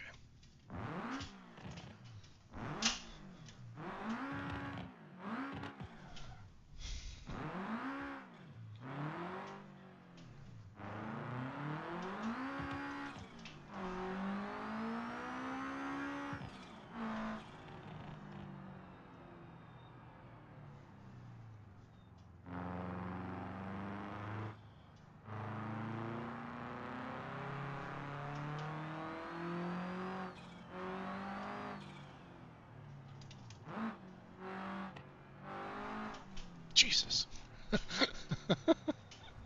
Oh, now we're in the sand. Race tires do not like sand.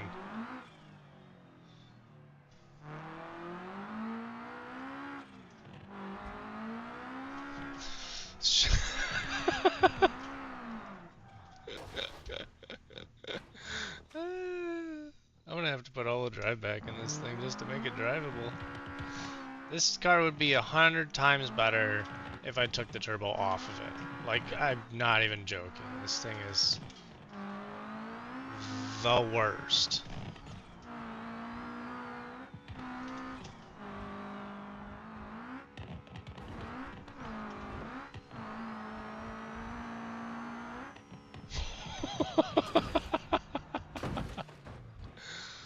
I will say though, no power steering, crashing like that.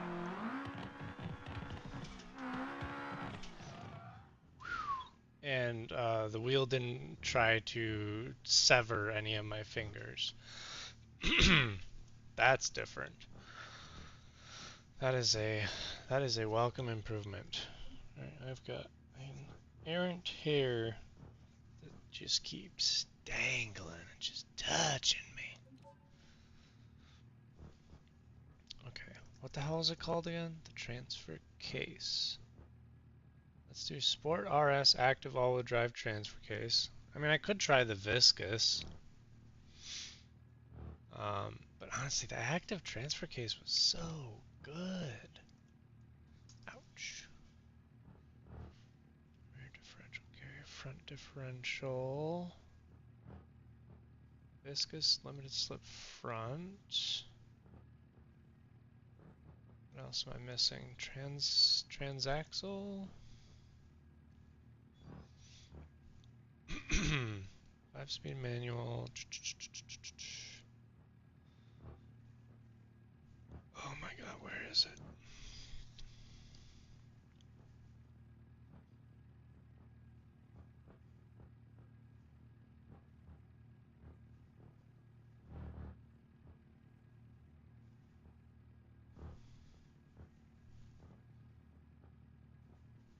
Okay.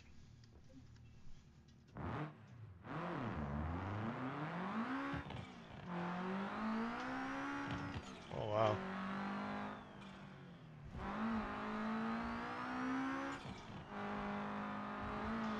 Yeah, I can definitely feel the torque pulling on the ooh.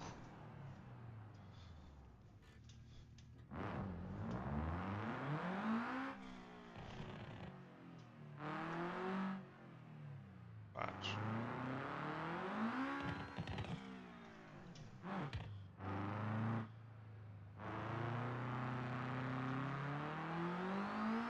See that torque steer?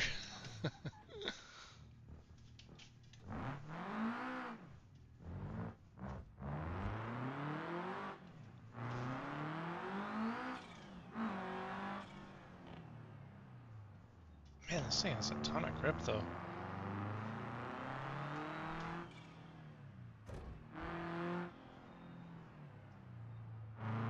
Like watch, I'm gonna stand on the brake.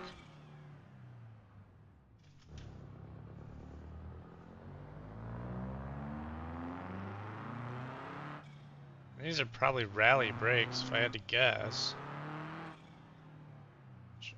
Or very possibly not even the strongest brakes. Whoopsies.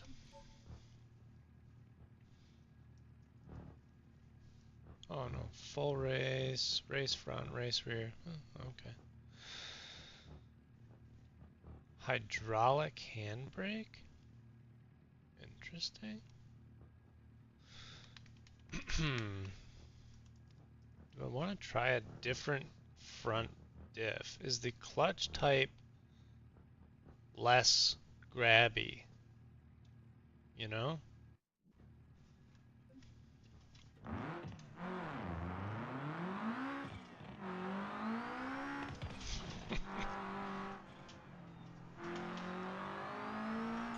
Well, I think they're both pretty equally grabby. The reason I was curious about the viscous front diff is I saw they had in the patch notes that they adjusted there was some formula that they like adjusted or added to the viscous differential.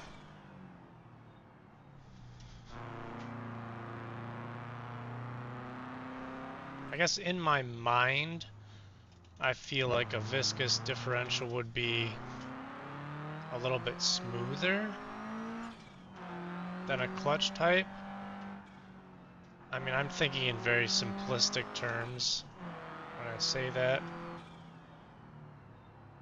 And I don't even know that that's necessarily true. But that's where my brain goes to.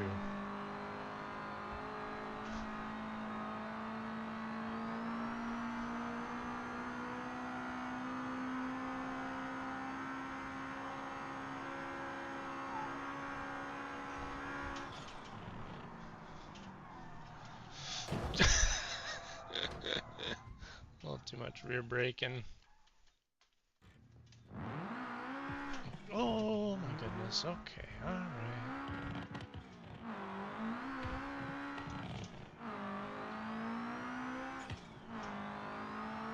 mean, I've pretty successfully managed to make a car that is awful to drive.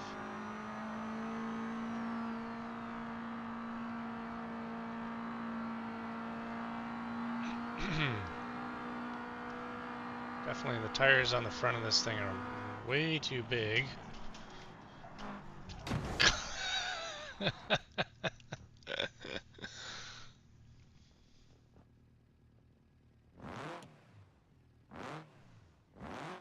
I like that new flat four though. Jeez. Yeah, definitely does not love the big fat tires on the front. I mean, I could put power steering on it. Power steering. Go back to the Vistush.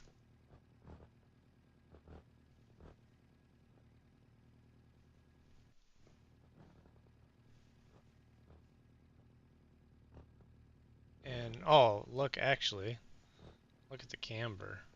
It's way out of whack. I'm sure that isn't helping. Can I adjust that in here? Wheel limit front, camber. Let's go with like positive 10. It's at negative 10.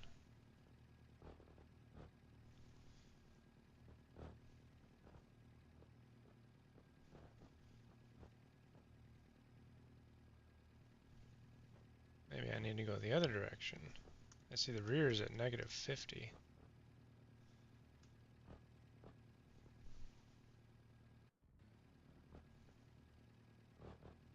That looks slightly better.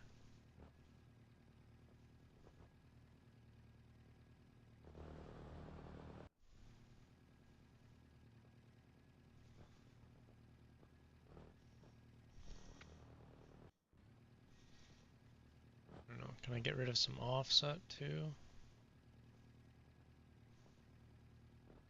Try and suck those wheels in, cut down on the forces on the hub. Here, let's try that with power steering a little, because it was like this, so I brought the camber in a little bit more like that now.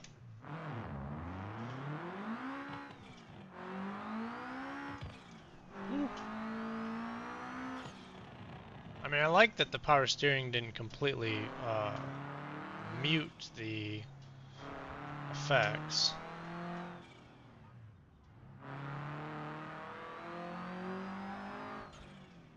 That's gonna hurt.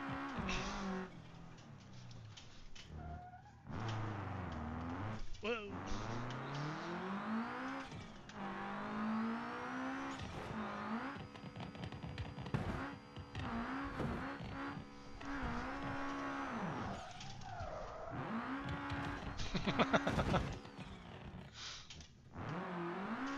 Jeez.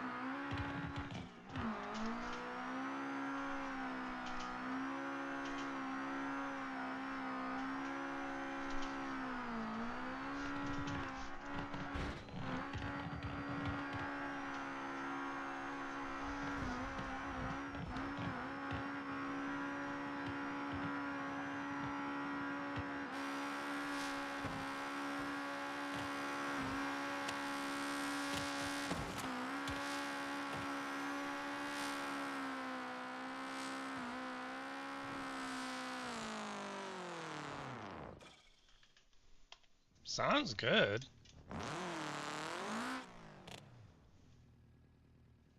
Does that go anywhere now?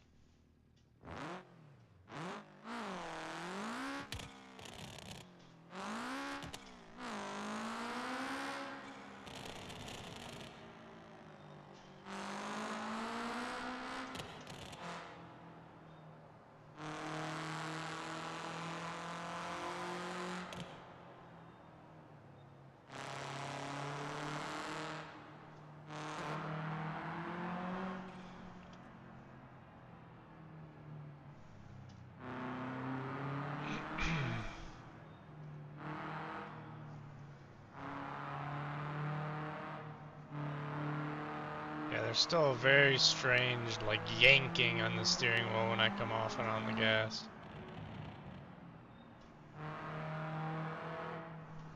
And especially if I, like, rotate, like, on and off of center. Yeah, let me see if I can get going straight here and see if it'll... Which Beam has always done that. Beam has always been bad about um, separating that torque from the actual steering feel, you know?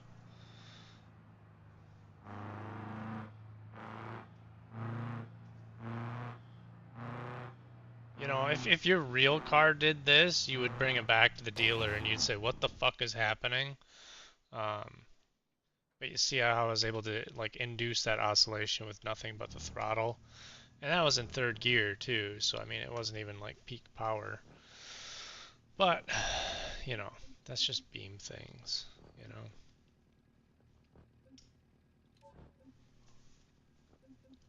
Just Beam things. Which one is the burn side? Supposedly they changed the engine in the burn side. So it now apparently has the same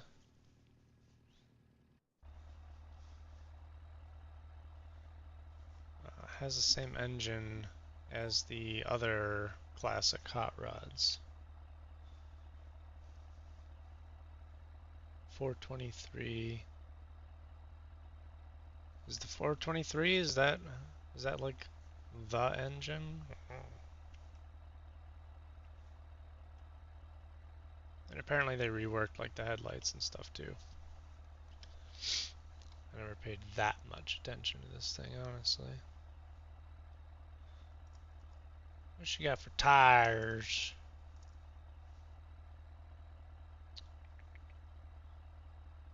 Ball TA 245. Jeez.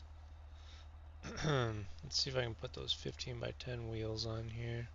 These are 15 by 9s, and you just don't get good tire options at that size.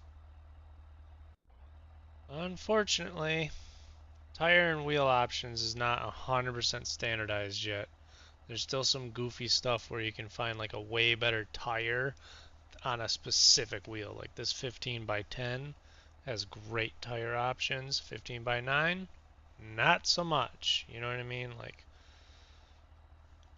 I would rather they got rid of a bunch of like tire and wheel options and just condensed them and allowed me to just, you know, if I have a 15 by 10, then just give me all of the 15 by 10 tires.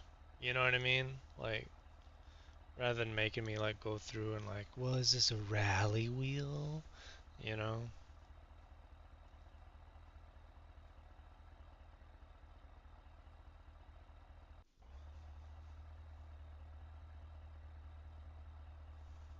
Oh wait, whoops. Okay, 285, 285.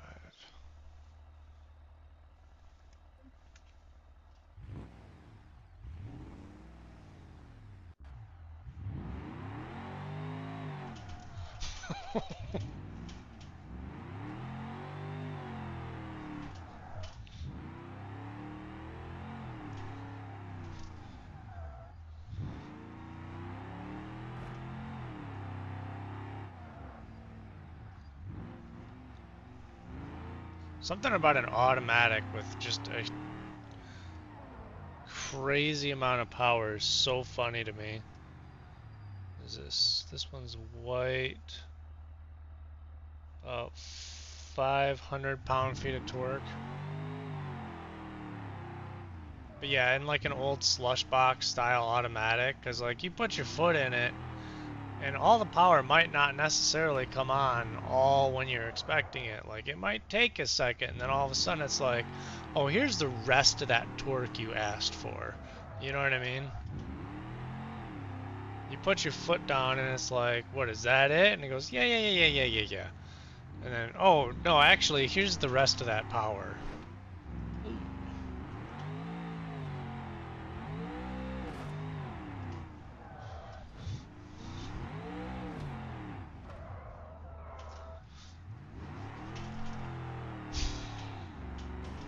way too slow. I was way too slow.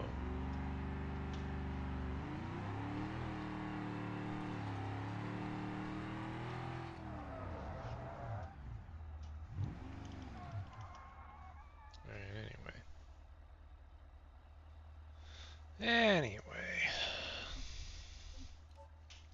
I need to do some torture testing on those CVTs.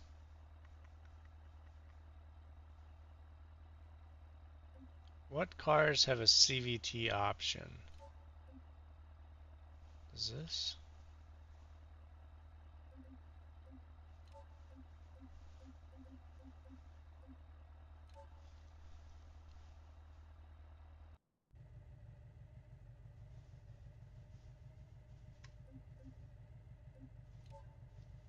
Sounds like a V8, huh?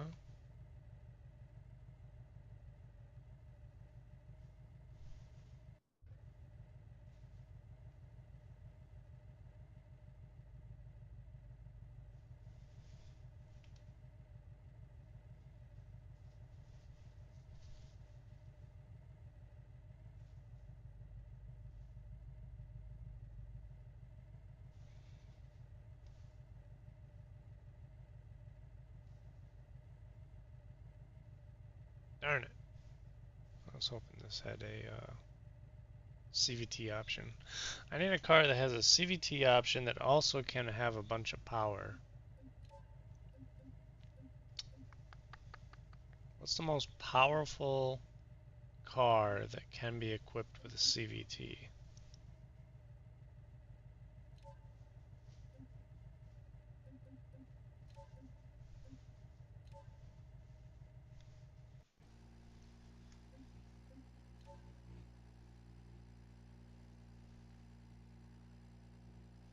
Nope. Shoot.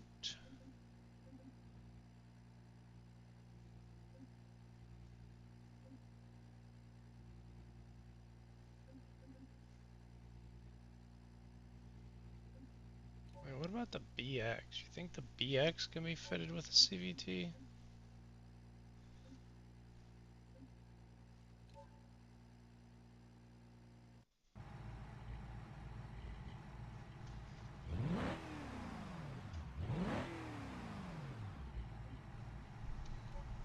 This thing does sound good.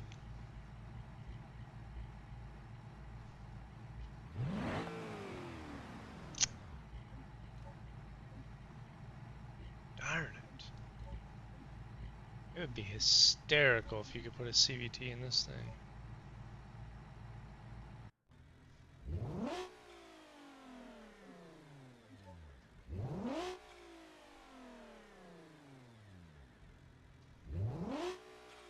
No.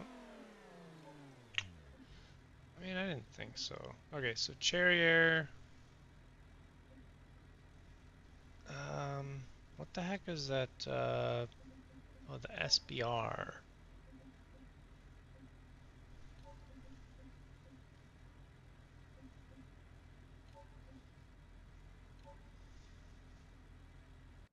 I mean, this is a four-cylinder.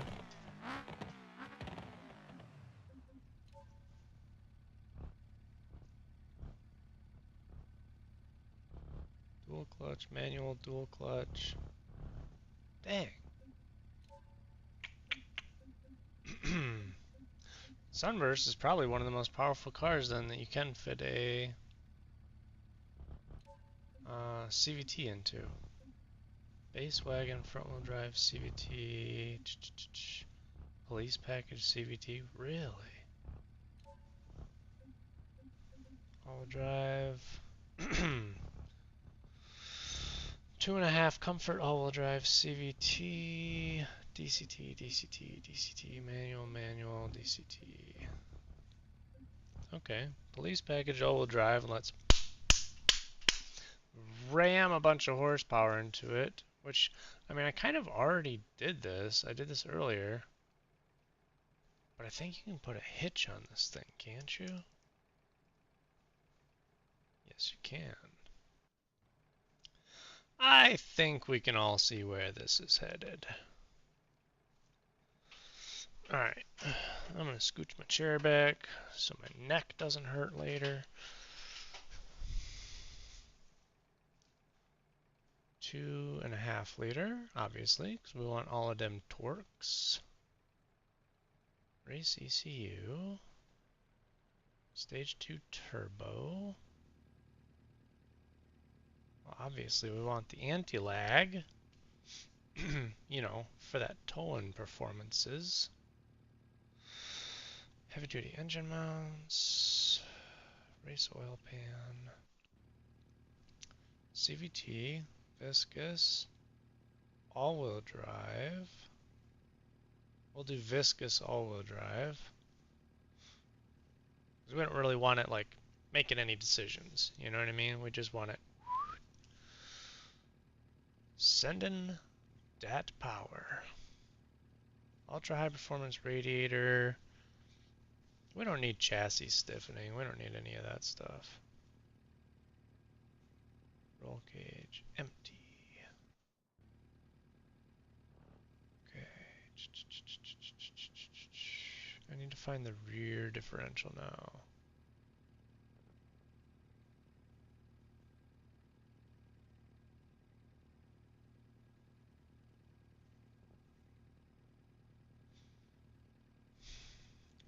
Rear differential.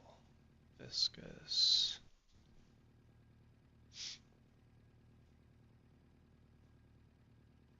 Alright. Tuning. Let's go ahead and turn up that wastegate pressure. Bring down the tire pressure.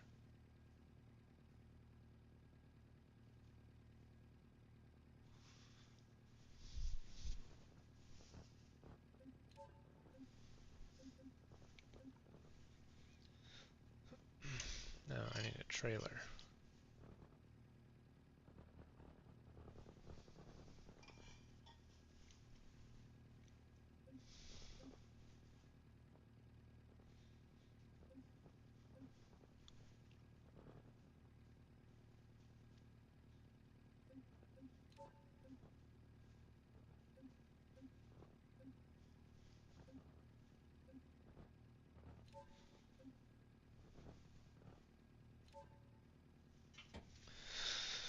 Alright.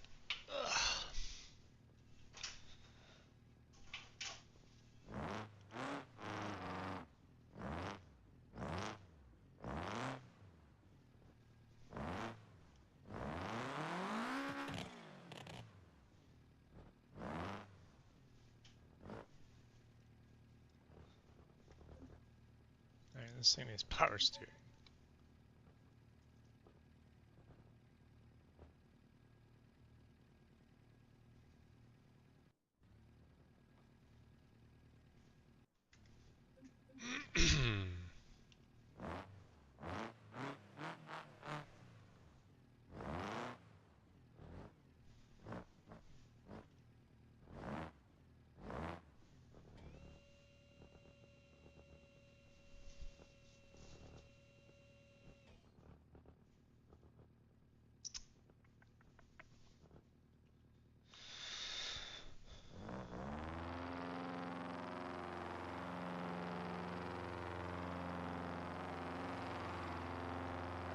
Would love it if the camera would stop fucking hopping.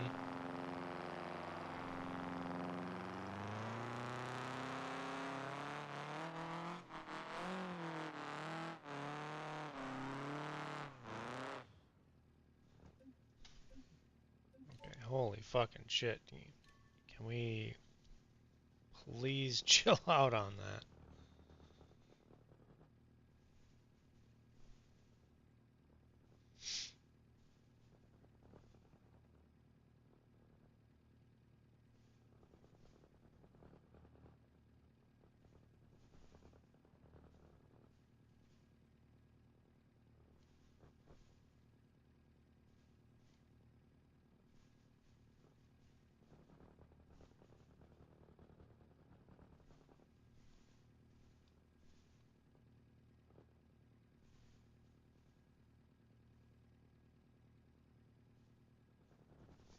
Yeah, that shit kind of makes me batty. Like the fact that the camera's like drifting away. Like, stop it.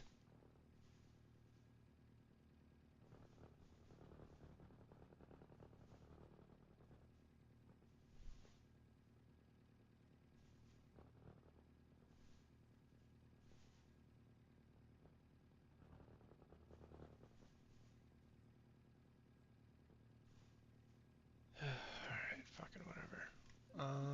Suspension.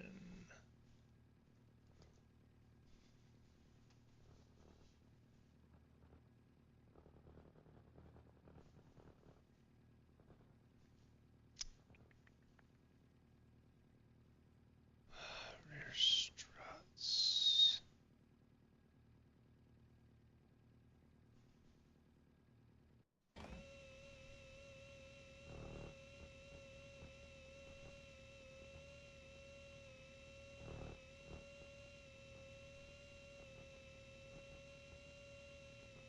Oh my god.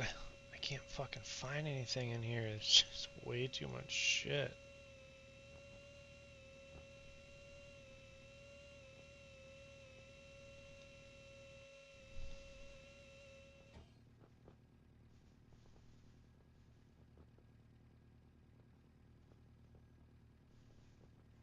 Okay, we're gonna jack the spring heights all the way up and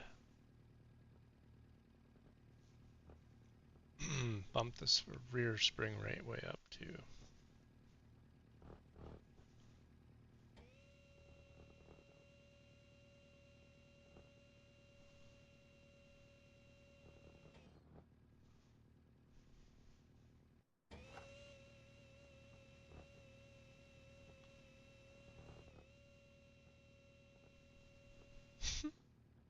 That's max rear spring rate. What the fuck are you gonna do?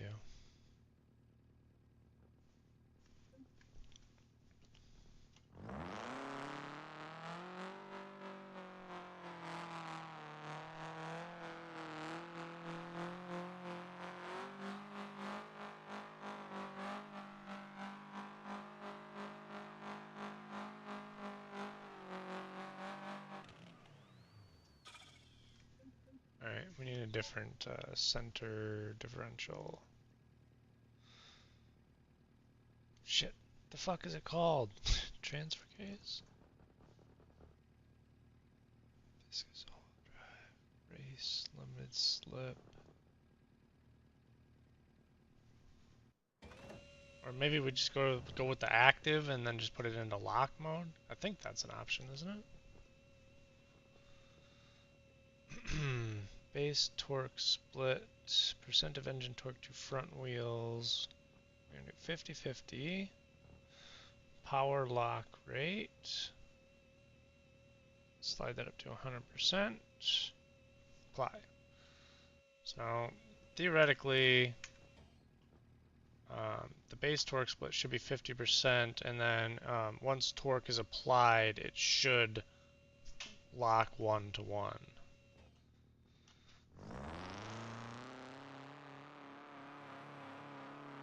Theoretically. I'm not sure that is happening. It does seem to be doing a better job. Alright, hang on. Does the Sport RS transfer case allow you a full lock mode? I thought that it did.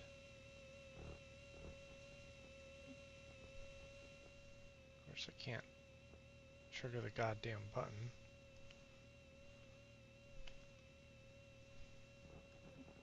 Fuck's sake, Beam.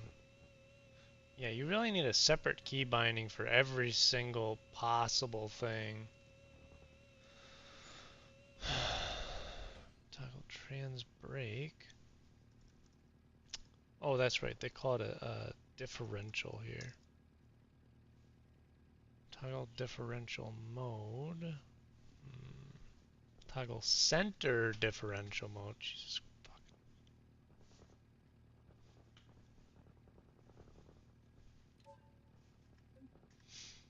Obviously, toggle center differential mode can't be the same binding as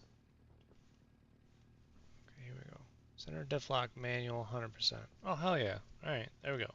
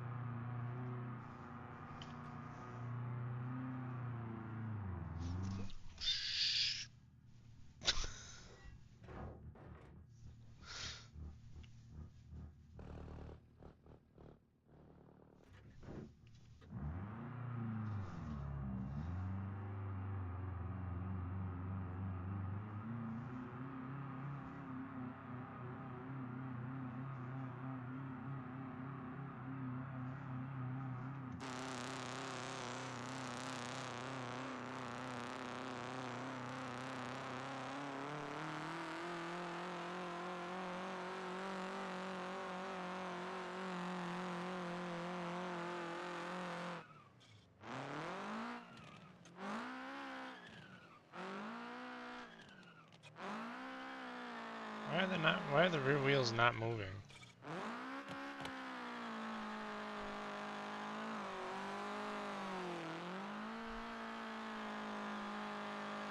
See that? They're... Come on, Beam!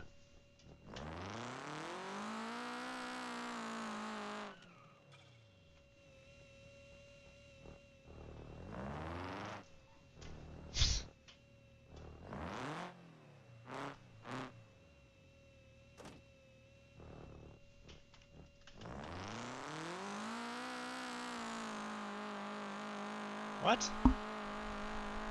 Alright, obviously this center diff lock thing is not working. Or it was working, and then I reset the car, and then it wasn't working. And oh my god, stop moving the camera! Jesus. Did they manage to make the camera jiggly shit worse? Like, what the fuck? Oh, also, I just realized that does not open my radio menu. Vehicle actions. Is this still where you find the... Oh, Christ. How do you... Oh, god damn it, Beam.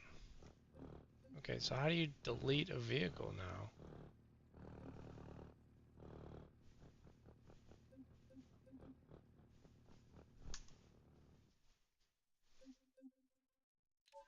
Free roam actions?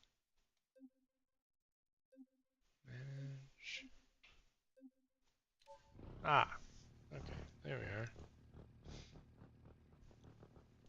Obviously, it was really important that they just like bury that shit. I'm doing so much complaining.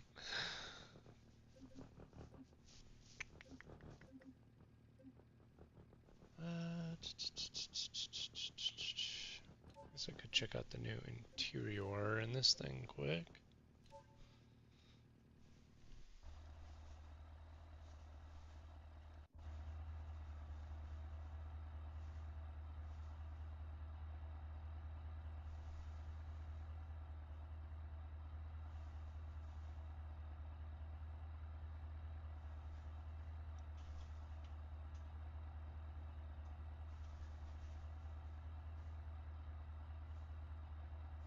Alright.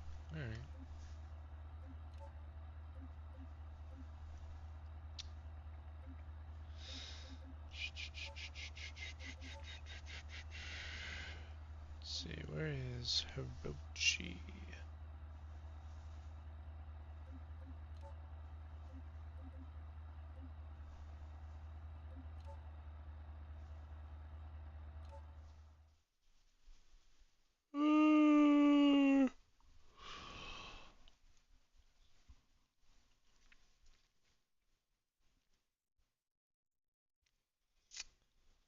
I just realized if they separated the diff lock controls, they probably did that for the T series too, which is gonna make me pretty insane.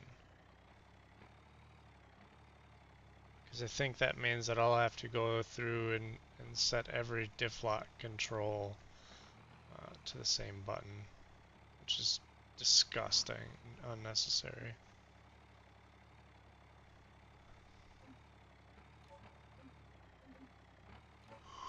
Yeah, I bet they fucking did. Let's see here.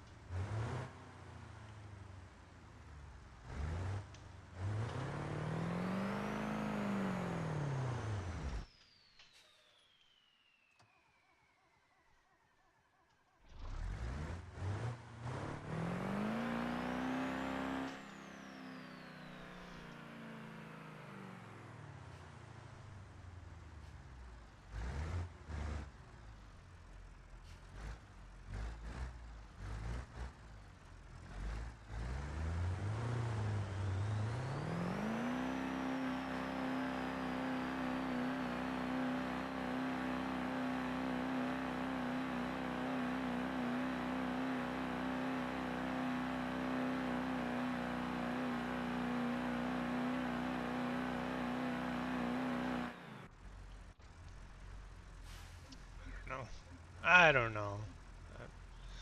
I'll have to do some more experimenting with that later. For now.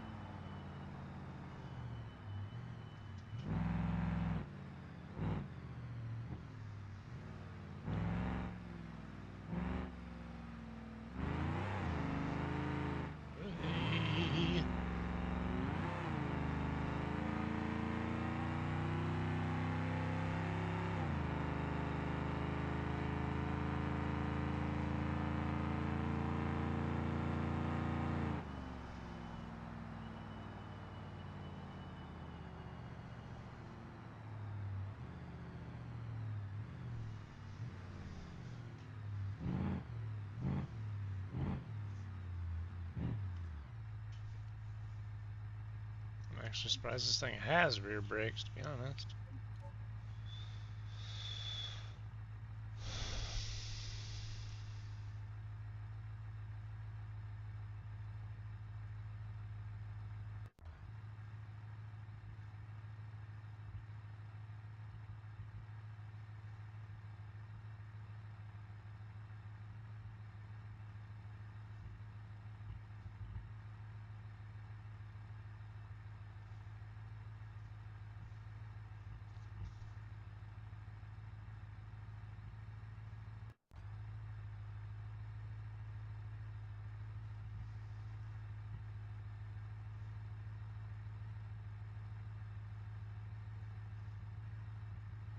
Wait, this thing is all-wheel drive?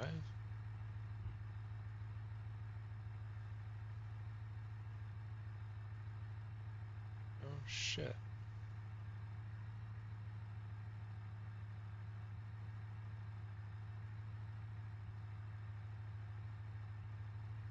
I didn't even know that.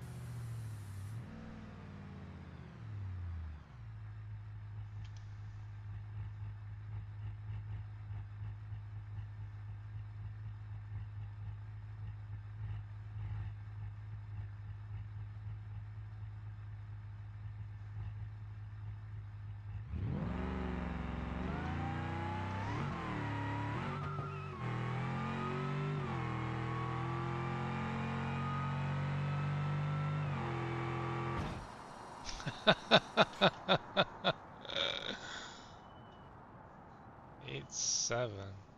8.7. Why does it seem like it was slower with the nitros? Oopsies. Shit.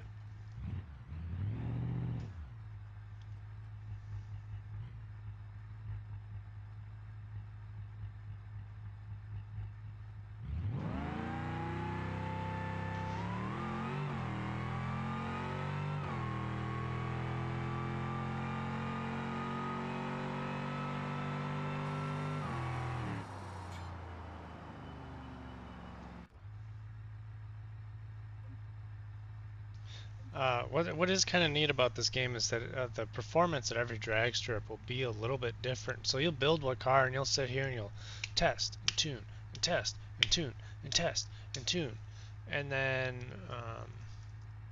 take it to a different track and it just doesn't perform the same.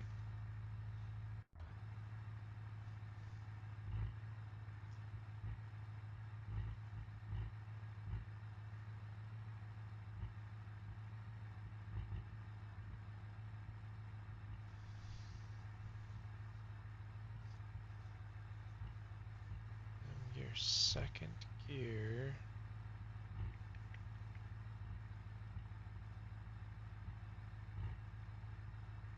I almost feel like the nitrous shouldn't come on until third. Final drive.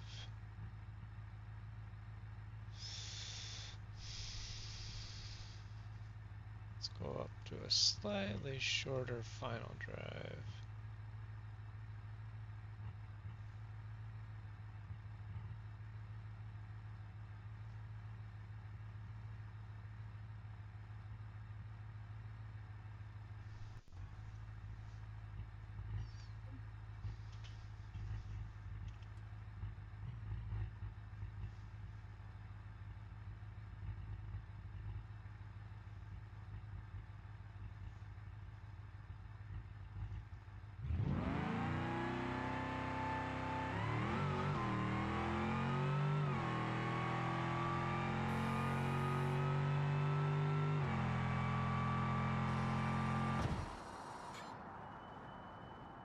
Eight, five.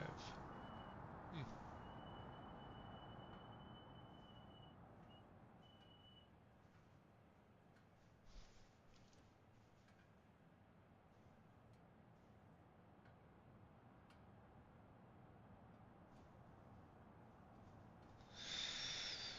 Well, anyway.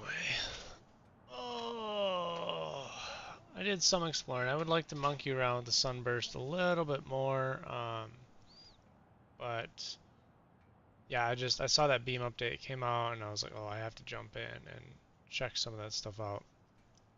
I'm definitely really happy with the um, sunburst update overall. I love the new engine.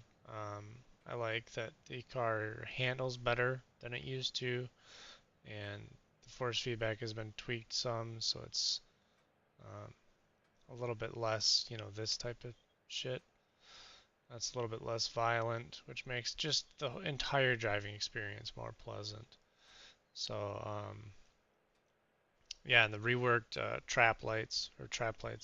stage lights is nice. It was a little bit hard to figure out at times. Um, I know before, like I'm talking 0.34 on the last update. A lot of times it was really, really touchy trying to get into proper stage, and it seems like they've made that a little bit more forgiving now, which is good. Um, so yeah, overall, super stoked. Can't wait to play around with this some more. Build some sunburst race cars and stuff. I've been ignoring it for a long, long time because the sunburst in particular just was really not a great car for on the wheel. The force feedback was really aggressive. Um, and when you combine that with all-wheel drive and like big turbo and short wheelbase, it's a lot. It was a lot of car packed into a very small package, and now they've made it a little bit more approachable. So pretty stoked on that. Looking forward to exploring it more and